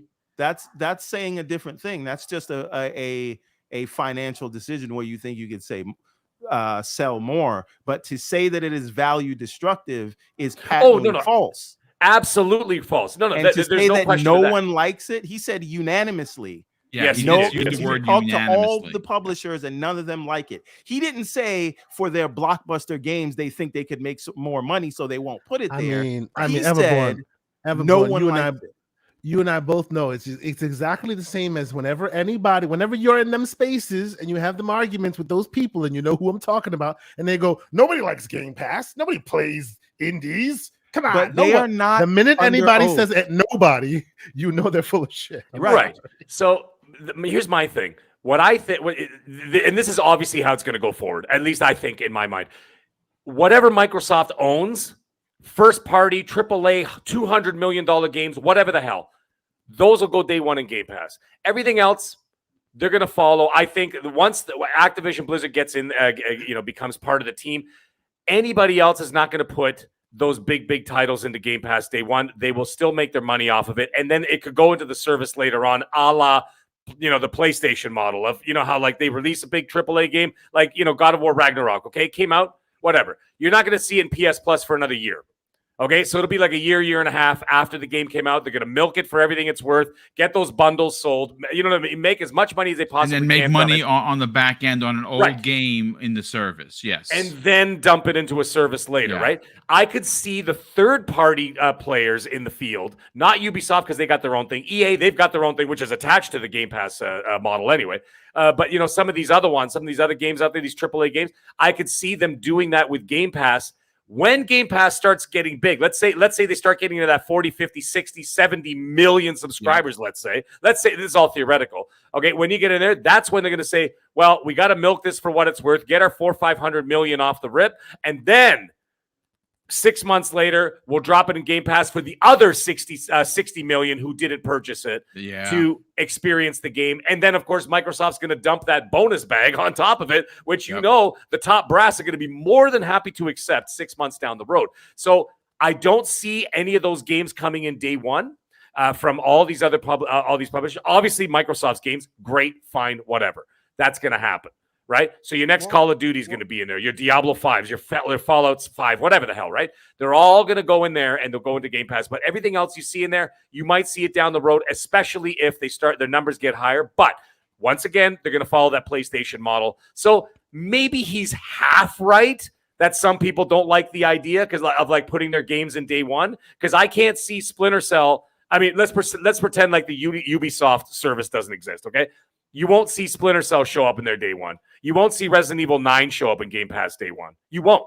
Because they're going to make a mint. Just look at Diablo 4. How much did it make? 606. Well, I mean, I know that was like a bit fudge there, but like 666 million in like a week? It's crazy. You think another publisher's going to throw money like that away, even if they do half of that? Not a chance. But let's just to level set a little bit, right? All right. It would literally make no sense, as you said, a Resident Evil 9 or obviously a GTA 6. No one's going to do that. But I don't think any normal, realistic thinking person would expect anyone to do that. Right. Obviously, the platform holder can do that because there are other ways to amortize that cost. Meaning, sure, I'm going to spend $200-300 million to make a game, but you're going to come to the service and subscribe and then buy other things here because of that. Yes. So sure, we'll do that. It can make sense for the platform holder, but that does not mean the service does not have value for things like AAA unproven IPs. Absolutely. Right? That's what we were just talking about. Right. Yes. So if you're an established IP and you have actual metrics for how many people are going to buy your game day one, you say, well, I'm projected to make this much. Microsoft, are you going to give me that plus some more in case I undersold myself? If not, I'm going to take my chances. That's a normal thing. That doesn't mean people don't like the service. It just means it doesn't make sense to put established IPs That's what in there unless you are the platform holder. But the thing that I'm saying, it does not mean you won't see AAA games there, and it does not mean that the publishers don't like the service. Jim Ryan was a liar. I respect it. No, absolutely. And I'm agree with you 1,000%. We're both saying the same thing, just in different words. Saying that, are we saying that Jim Ryan lied? That's what I'm saying. Yes, in the end, we're saying the same thing. And by the way, guys, we cracked 1,000 people in the chat. We did it, guys. We did it. You remember the days? 86 people. We had 86 people live, 85 people live, 100 people live. We were happy to crack 100. And look at us now. Okay, 1,000 people in that chat right now as we speak. Anyways, I'm done with talking about all that. That's all the key points I got from today that I found incredibly interesting. And like I said, to me, the most damning thing about today from the TV was that he basically destroyed the FTC on his own, and he was supposed to be their star witness. So anyways, that was great. So Everborn, all you.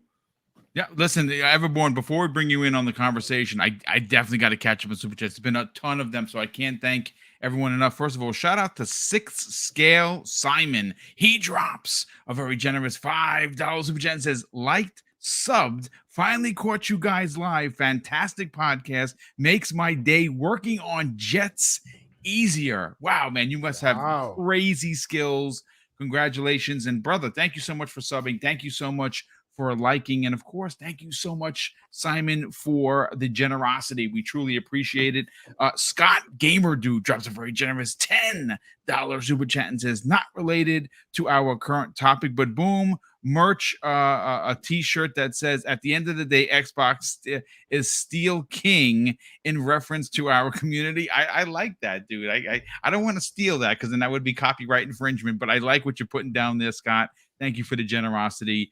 Elemental Pio, what's up, brother? How you been? He drops a very generous $5 Super Chat and says, Microsoft, let us compete. Sony, sure. Let us have all of your games first.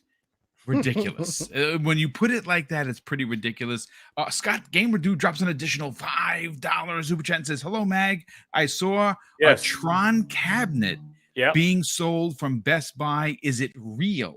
It is 100% real, and I have been checking it out. Funny enough, it is a remarkable cabinet, but be aware it is very expensive. It is $991. So it's $1,000 US for that, not Canadian. So we're that's a really expensive cabinet. Now I'm starting to become, as you can see, a connoisseur of cabinets. I got my nothing wrong with that, brother. Do you have Ninja Turtles by any chance? No. I didn't get Ninja Turtles yet. That's on the wish list, but my Miss Pac-Man Legacy Edition's on its way. So that's the next. Yeah, that's my next cabinet coming in. It's a beautiful cabinet, all light up marquee, the whole 9 yards. Anyways, the Tron one even has. You guys remember the original had like that jet joystick? Yes. With the triggers, the entire thing glows neon blue, just like Tron. And then the cabinet, the wood cabinets on the side, and of course, the marquee are all lit up in neon purple and blue, just like the movie. It is a gorgeous cabinet, but it is very expensive. So, thank you for the super chat. But yeah, it's about $1,000 US, and it is available in the US at Target, Walmart, and Best Buy. Yikes. Wow, $1,000. Well, I mean, listen, if you had the room for it, folks, listen, if I had the room, I'd have 10 cabinets. I'd have all my favorite ones in there. But Byron Lynch drops a very generous $5 Super Chat and says, I like that the FTC is fighting big business. I don't like I don't like it that the FTC is being frivolous with taxpayer money. Yeah, it gets one of my biggest complaints. Sir X-Man drops an additional $2 Super Chat and says, you know, Destiny 2 is locked at 30 frames per second because the 1X did 60.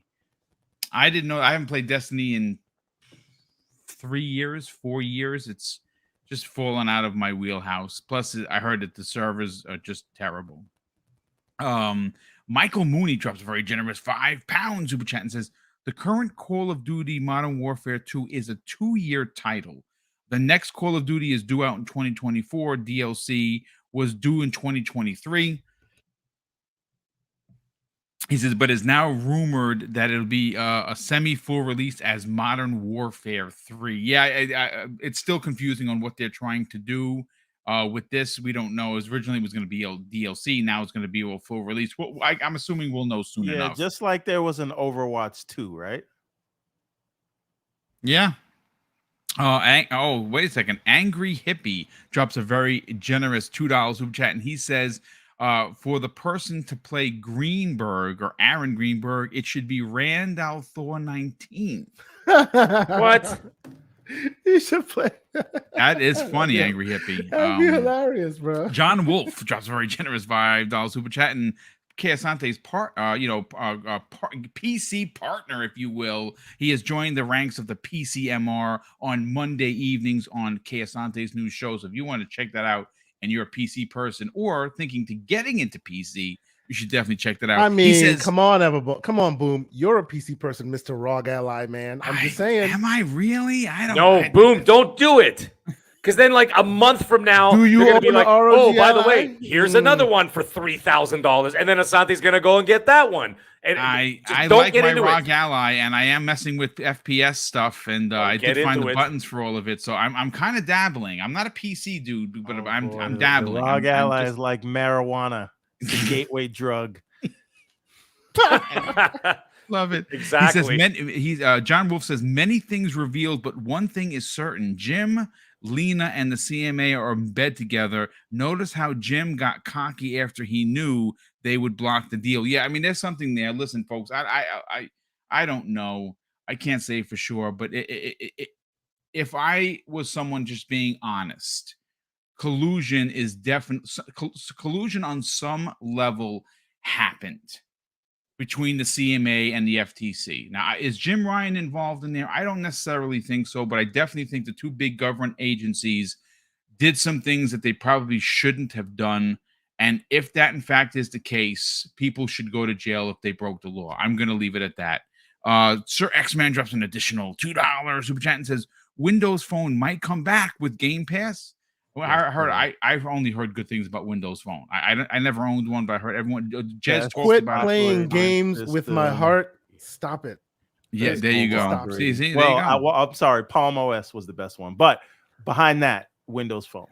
I hate whenever Born Saga is truthful, man. I hate it whenever Born Saga is right. Damn. Okay, so the last two super chats, we're gonna let everyone go buck wild in here. Spartan661 drops a very generous $5 super chat and says, "Boom. I found you during the pandemic." Dude, thank you so much. He says, and I found others. I'm still one of the guys that know that if no one is educated on your news, they're missing out. Brother, that's very kind of you to say. I super appreciate the very high praise. I mean, all I can say is thank you for the generosity, but thank you for subbing the channel. And I'm glad. I mean, trust me when I tell you, and I've said this before, and everyone on the panel knows, I work on the channel 7 days a week, folks. There is not a day that goes by that I'm not working on it in some way, whether it's promoting, whether it's writing, whether it's because it's not studying. I read a lot because I don't want to be wrong. I don't mind being wrong, and I will call myself out for being wrong, but I like to consider myself someone that is incredibly prepared. And I do I don't send the notes out like I used to. I used to send out like Bibles. It was ridiculous. But I have that for me. But thank you for the kind words, and of course, thank you for the generosity. Marvin Ginyard drops a very generous $2 super chat and says, Kotick also needs Microsoft to take on his lawsuits. Well, there's some stuff behind the scenes that he's still going to be liable for, not criminally, but definitely financially through Activision. But okay, so everyone, we've been talking. You've heard everyone. Let's get your take. What was your personal gotcha moment for the FTC during these 4 days? The biggest news in these 4 days is that Microsoft had a plan to buy Sega, and I don't understand why we're not talking about that. But we can talk about this case if you want to, Boom. I mean, listen. Look. At the end of the day, and I will say this, and I'm being 100% honest here. We know that the big play for this deal was King. That has been running apparent through the entire thing. As a matter of fact, it's such a big deal that during today's hearing, the FTC tried to downplay why would Microsoft want to buy King if they're only making money from Candy Crush. The dumbest thing I've ever heard in my entire life. Candy Crush makes more money than freaking Call of Duty 2 times over. Okay, so that was a dumb argument. But there is something to be said about the fact that Microsoft and Sega have a bonding contract through the Super Games thing that they're doing. That happened right after ABK approached it. And then, mind you, we learned that Sega, like Phil had written up a proposal to buy Sega. Sega just bought Rovio a couple of months ago, which is the Angry Birds developer. I am telling you, folks, it's not going to be announced this year. It may not even be announced in the beginning of next year, but I have a strong feeling that that play for Sega is not off the table. And if you consider them getting King and getting Rovio, it's like a match made in heaven. But let's get your hot takes on what happened during the hearing on the 4 days for you, Everborn.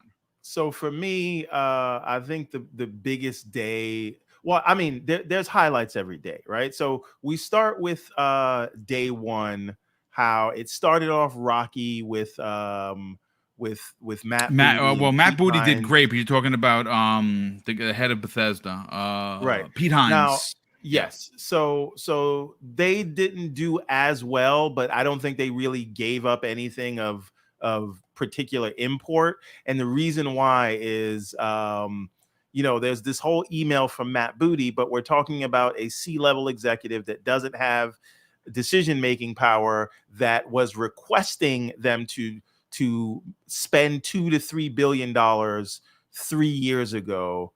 And that has nothing to do with this Activision purchase. That's the first thing. That was Matt Booty.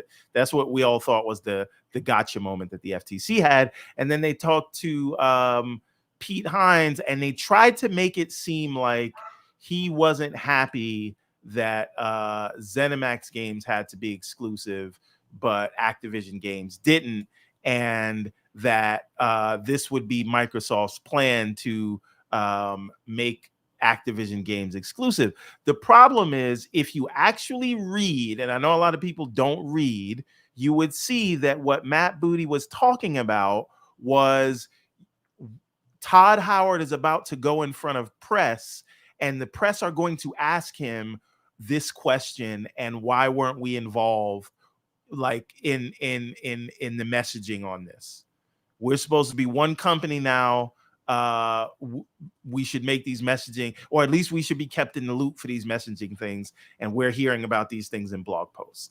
That's what that was about. But again, nobody reads, so no one has context, and they make stupid headlines like Satya wants to get rid of all exclusive. To be fair, sir, the reason why people made those headlines is because the FTC skewed that narrative to make it sound. They've been above board this whole time, haven't they? Well, if you want to just deal with what the FTC says, they have proven themselves to not be the best of narrators, the most trustworthy of narrators, but that's why that story went that way. The FTC was disingenuous with it. I mean, am I wrong in that? But do people know how to read? Clearly, they don't. Okay. All right. So now, so that there is that. But the big highlight of day one was the Queen Sarah Bond.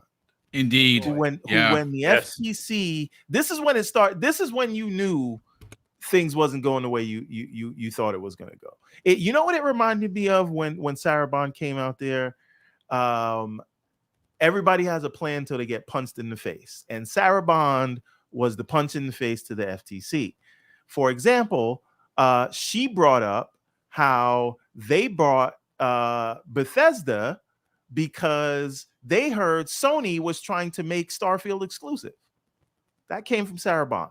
You know what else came from Sarah Bond? Where they tried to catch her in a cloud gaming is another SKU that Microsoft really wants to grow in.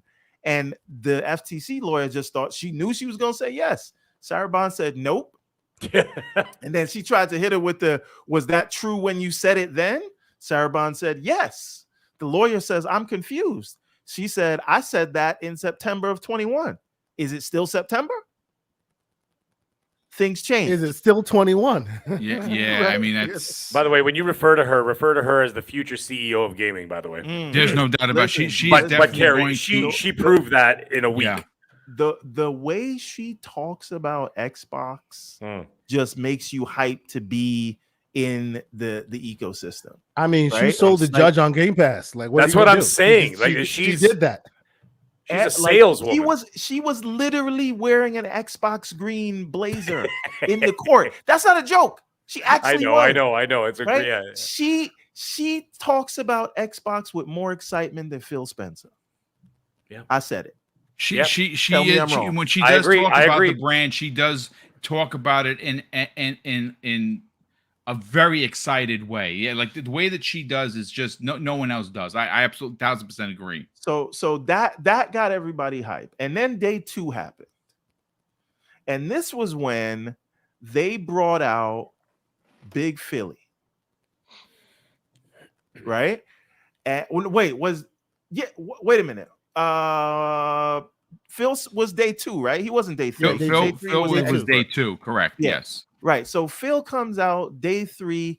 He gives them nothing and takes everything. Right? Talks about how he's the decision maker, swears under oath, and then this was what exposed the FTC's the weakness in the FTC's case, and the judge started to get tired of it. This is when you saw the FTC negotiating on Sony's behalf.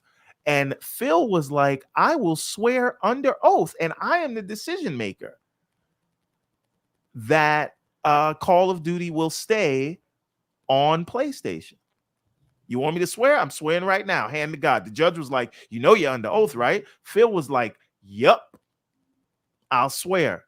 But that wasn't good enough, because the FTC's whole case is they knew their case was done, so they had to move the goalpost. So they said, okay, you said Call of Duty, right? But what about PlayStation's cloud? Are you going to give that to them too? The judge was like, all right, slow your roll. I see what you're trying to do. And then when he comes back again, he's like, oh, what about Diablo? Can you commit right now? He's like, can you swear under oath? Phil didn't say, yes, they can have it. He says, I can swear something. And then the judge was like, the judge literally cuts off the FTC lawyer and tells him, you're done. It's crazy that the FTC that is supposed to be there for the people and not protecting corporations, $1 million corporations, $1 billion corporations like Sony, market leader. you would think, and of course the market leader, they were brokering deals or attempting to broker deals in a hearing. It's crazy. Just crazy. But again, this is the flaw in their case. I do want to be fair. It's not necessary. Like, the effect was brokering a deal for Sony, which is terrible, and the judge saw through it. That's where her frustration came from. But the motivation was actually to say that you can't trust the deals that they're talking about, and so he wanted to get Phil on record saying no to something. And they would use that to say that, they said no, but Phil got him, and the judge cut it off. So now we get to the FTC's star witness for cloud. They bring in someone from Google Stadia. And what does the Google Stadia person say, who was there from the start, worked on it 10 years? Stadia was competition for console and PC, throwing away their market definition. And then the Google guy says, we couldn't compete because we didn't have the content, and you need content in order to compete. There you go. Which is literally what Microsoft is saying. And because we didn't have the content, we had to get out of the business, which is what Microsoft is arguing. Now, we get to day 3, which was the best day for Microsoft, and it starts out with that hour and a half gym dance moves, lying, crying, flying all over the world. Ryan, right? And he, like we talked about with Starfield, because the entire case for the FTC says that, look what they did with ZeniMax, so they can't be trusted with Activision. But Jim Ryan says what they did with ZeniMax was not anti-competitive. right? Jim Ryan also says that, and he told investors, Microsoft needs to do this to compete. He said he doesn't think this is an exclusivity play. And when asked if he would do the same thing, if he would take Call of Duty exclusive if he were Microsoft, he declined to answer. Yep, he said, I don't want to answer that. Yep. Right? So then we get to the so-called expert, the Harvard economist, who his entire research, again, he did no quantitative analysis on the on partial foreclosure, nor did he do the quantitative analysis on cloud and multi-game subscription services, right? The only when I say quantitative analysis, I mean the sort of share shift, which will say how much share will Microsoft get from a certain action.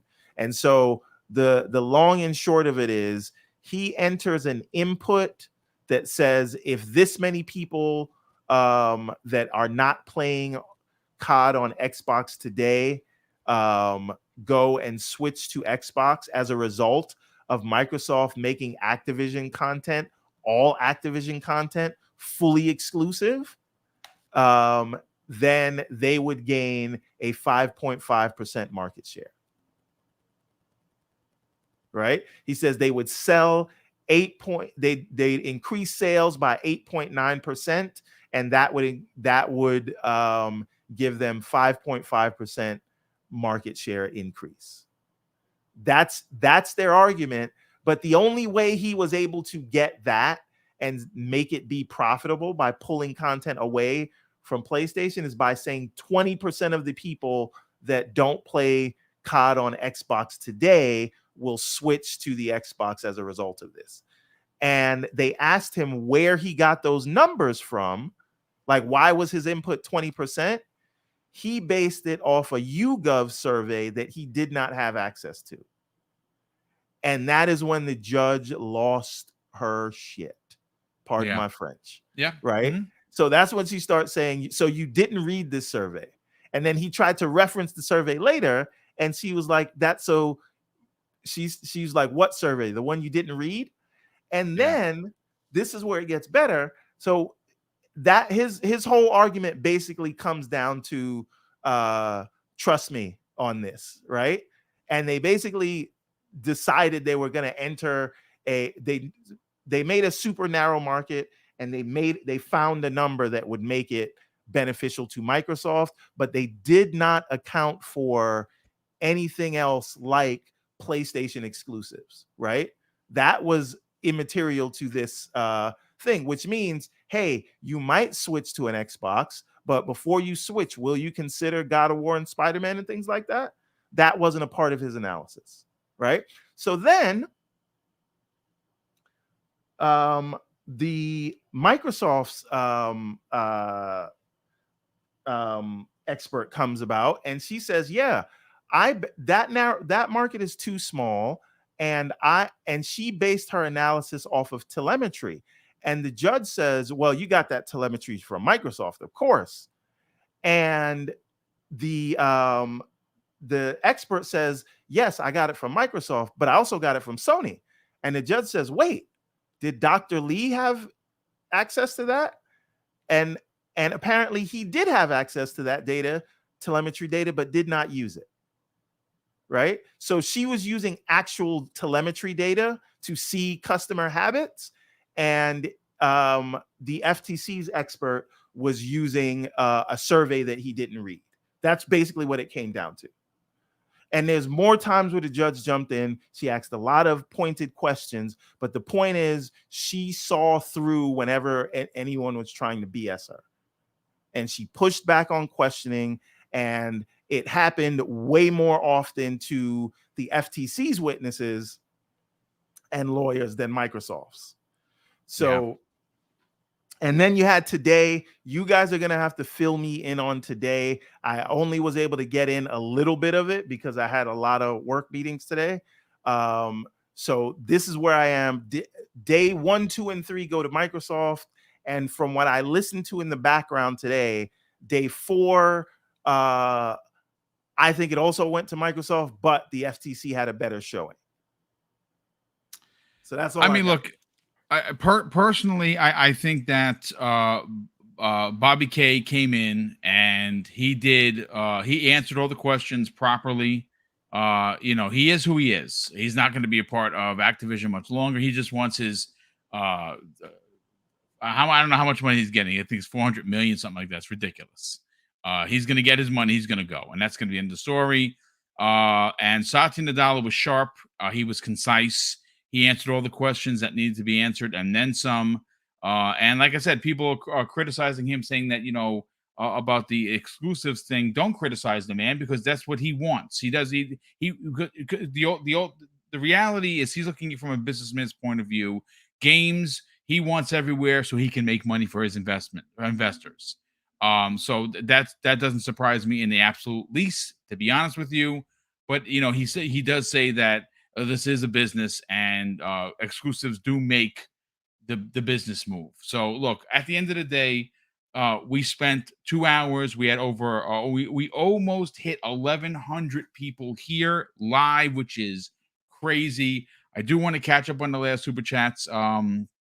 And of course, we will continue this conversation. Now, tomorrow, I have the pleasure of sitting down with not only I Steel Rain, I'm sitting down with King David to go over some of the stuff that Jim Ryan had to say specifically about him wanting all of Bethesda on top of every new and old IP from Activision for him to sign a contract. We're going to talk about that tomorrow on XVlog Live at 12 p.m. Eastern Standard Time. That's going to be a strong 90 minutes of, King David, hold the line, and I Still Reign, who obviously is big in this community. So it's going to be a great conversation. Let me catch up on the super chats, and we'll do outros. We'll get everyone out of here. We have Gray Falcon OW brings another very generous $5 super chat and says this. So I think the collusion price fixing comment was misread. Jim Ryan asking identical pricing, marketing 100%, high perv console market monopoly. I mean, I listen. I don't know if we're talking about the same thing. With the collusion aspect of it, is nothing to do with the pricing. It's the collusion I'm referring to happens to do with the CMA and the FTC sharing notes that they shouldn't have shared on an open litigation case, which I think it ultimately is going to come out. I'm not exactly sure, Gray Falcon, but thank you for the additional super chat. Super appreciate that. Mandingo McThickens drops a very generous $5 super chat and says, boom, the case has gotten thick. Mandingo thick. Thicker than thicker tree, thick, though I won't be convinced that Microsoft wins until the deal is approved. Yeah, I mean, a lot of people are on that. I mean, even like everyone is thinking the same thing, that we can't do a victory lap. Actually, Hargeet said the same thing. He said, I'm not taking my victory lap until the deal is done, or at least the PI is not granted. And again, we're going to have to wait until after the holiday to find out what happens there. Polga Bravo drops an additional $5 super chat. And he says, Reforge was talking about you, Xbox podcaster, today and having a meltdown about Jim and defending him. Look, here's the thing. I don't know Reforge Gaming. I can't, and I won't talk about the guy. He does his business in a way that I don't like. I don't like his kind of content. He's a yeller. He screams a lot. He talks kind of out of his rear. And that's his shtick. Okay, do your thing. If he did talk about me, I mean, he has like 23,000 subs. I don't know why you talk about me. He's got 11,000 subs more than I do. What do I matter to the guy? So let him do his thing. He likes to yell. I don't like that kind of content, which is why I won't support him. But you know what? It is what it is. Thank you, Polga, for the additional $5 super chat. We have Philip. What did he say, though? I don't know. I don't know what he said. He's always yelling. He's always screaming. Okay. He said that the last thing I heard of him is he said that Halo is not first party. Okay, but are we saying that he mentioned this podcast or you? I don't know. I'm not exactly. If he mentioned me, that I never mentioned him, so I don't know why he'd mention me. But it's fine. Maybe I'm too much of an Xbox. You are more of a gentleman than me, sir. I'd like to know what he said. We will find out, and we'll talk in the morning as we do each and every morning. And if he did say something disrespectful, I'll say this right now live on the air. If he said something disrespectful to me, I'll take it on water on the back, folks. I could care less. It would be perfectly fine. He can call me the biggest dweeb in podcasting. It's fine. Let him do his business, and I'm going to do mine. And we can. Everborn Saga wants to send the goons after him. No, you let's see what he said. Okay. See, he wants to send the goons after him. I know he wants to. I appreciate it, brother. Listen, maybe it's time to send the goons. I don't know. I mean, it is the guy that throws the stones, hides the hands, and then complains about mental illness and people attacking him. Yep. So I just want to understand what he said. Yeah. I mean, we as soon as I learn what he has said, I will let you know. I promise. Not enough smoke on them Twitter streets there, Everborn Saga. You need more to fill your life. No, smoke on the Twitter streets. No, you don't. Listen, I'm just saying. I appreciate minding our own business. Yeah, which is where we're in our own lane. Just let us drive. That's it. Let us drive. Philip, it will be addressed. That's all I'm saying. Yeah, we will address it. Philip Saint Mark K drops a very generous a $10 super chat. Philip, thank you so much for the generosity. He says Sony has their first party exclusives, and they do timed exclusives, buying entire publishers with 20 years of catalog, preventing an entire market from playing is what I hate about any company. Yeah, I mean, I listen, both companies. Well, hold on a sec. Sony, what they do is straight up egregious, but it's a business, right? Everyone says it. It's not show friends, it's show business. What Microsoft is ultimately doing is they are trying to compete in a market that they have been in third place for 2 decades. And how do you compete? You go and you get your studios, you buy companies. The reason why Sony went out and bought Insomniac Games is because they're amazing, right? They went out and bought plenty of their first party stuff. So all I can say is that not everyone's fortunate enough to play everywhere, but I will say that to Microsoft's defense, they are the one platform that give you as a player a multitude of places to play, unlike Sony. Sony says you buy our box, you play this game in our box, and if you don't, well, then you're not playing our game. Microsoft says play on our box, play on the PC, play on your phone, play on your TV, play on your tablet.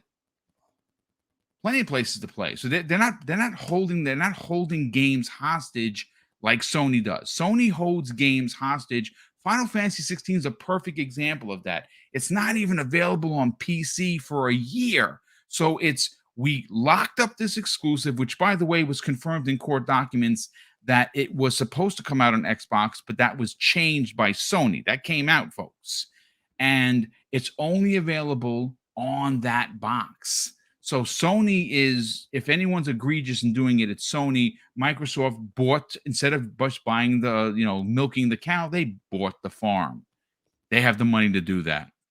We also have Stitch 6669, just a very generous $5 super chat, and says, catching up to the show now, the upcoming COD release has moved from DLC to a full release because contractually they have to provide a new game to SIE. Well, there you go. Thanks so much for the information, Stitch, and thank you for the generosity. Gray Falcon OW drops an additional, wow, brother, another $5 super chat and says, Everborn, today shows FTC Lee model does not include social financial cost of breaking exclusivity, zero cost. Yeah, they did. The model was rubbish for sure. David Lyons drops a very generous $5 super chat and says the FTC confirmed that God of War Ragnarok was DLC because they said that the last God of War game was released in 2017. I mean, we kind of all knew that, right? Like, and we even heard they talk about that the original pitch was so big they had to make it a second game, right? That they confirmed that. And No Excess BLD drops a very generous $2 super chat and says Sony is a bumbleclot bum. Oh boy. Holy matrimony. So just thank one you. thing that came out today, the Sony contract with Activision, it ends in 24, but it does not include COD 2024. Yeah, we talked about that to open up Okay, the show. okay. Yeah, before you got here. But let's get to the outros, folks. Obviously, Hargeet, let's sell your brand. Obviously, you do a lot of work.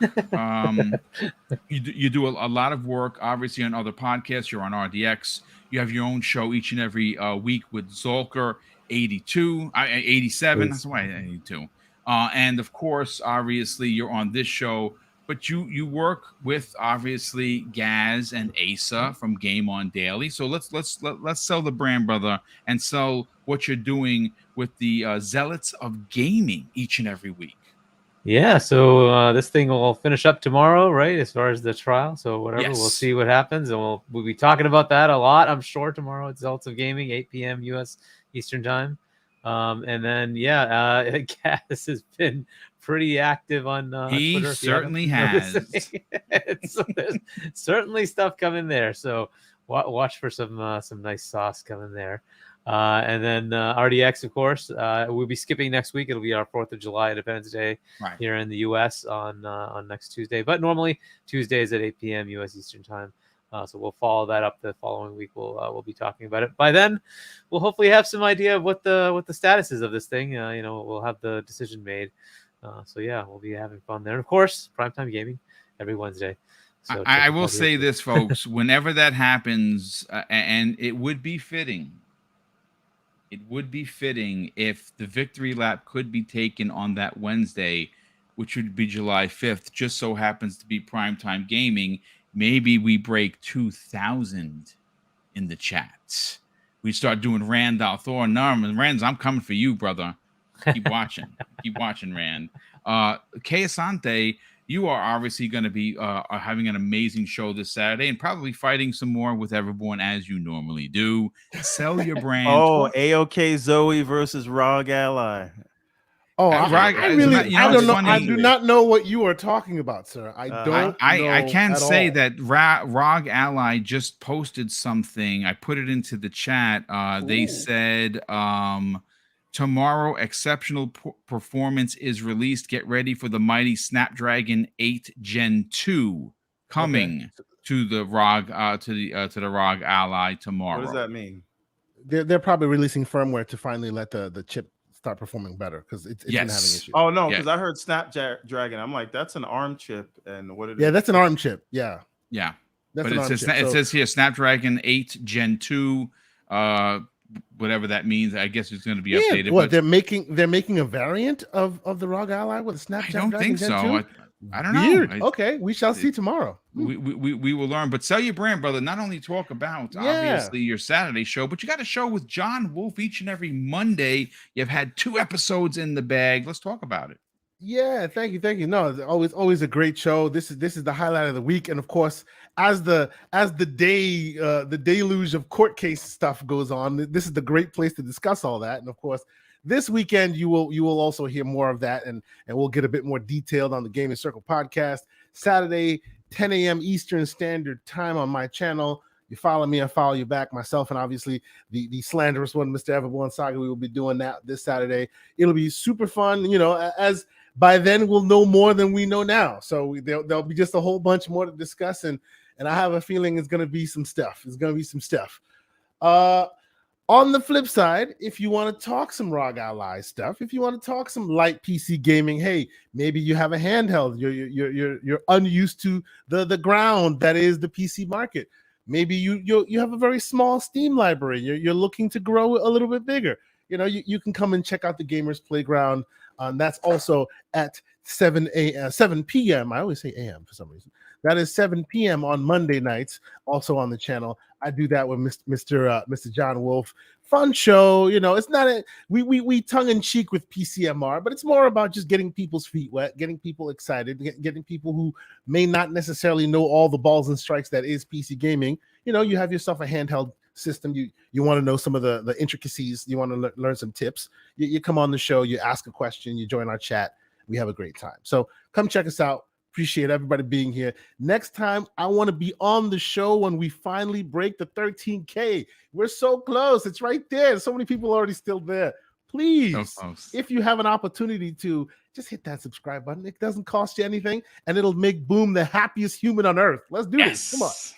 I appreciate that very kindly, sir. And Everborn Saga, sell your brand, brother. Talk about the best place for everything. Everborn Saga, what you got going on, and are you going to be at New York Comic-Con in October, sir? We have the application in for New York Comic-Con right now. We're trying to get on the main floor this year, not Artist Alley. We are just waiting to hear back, and hopefully they will tell us soon.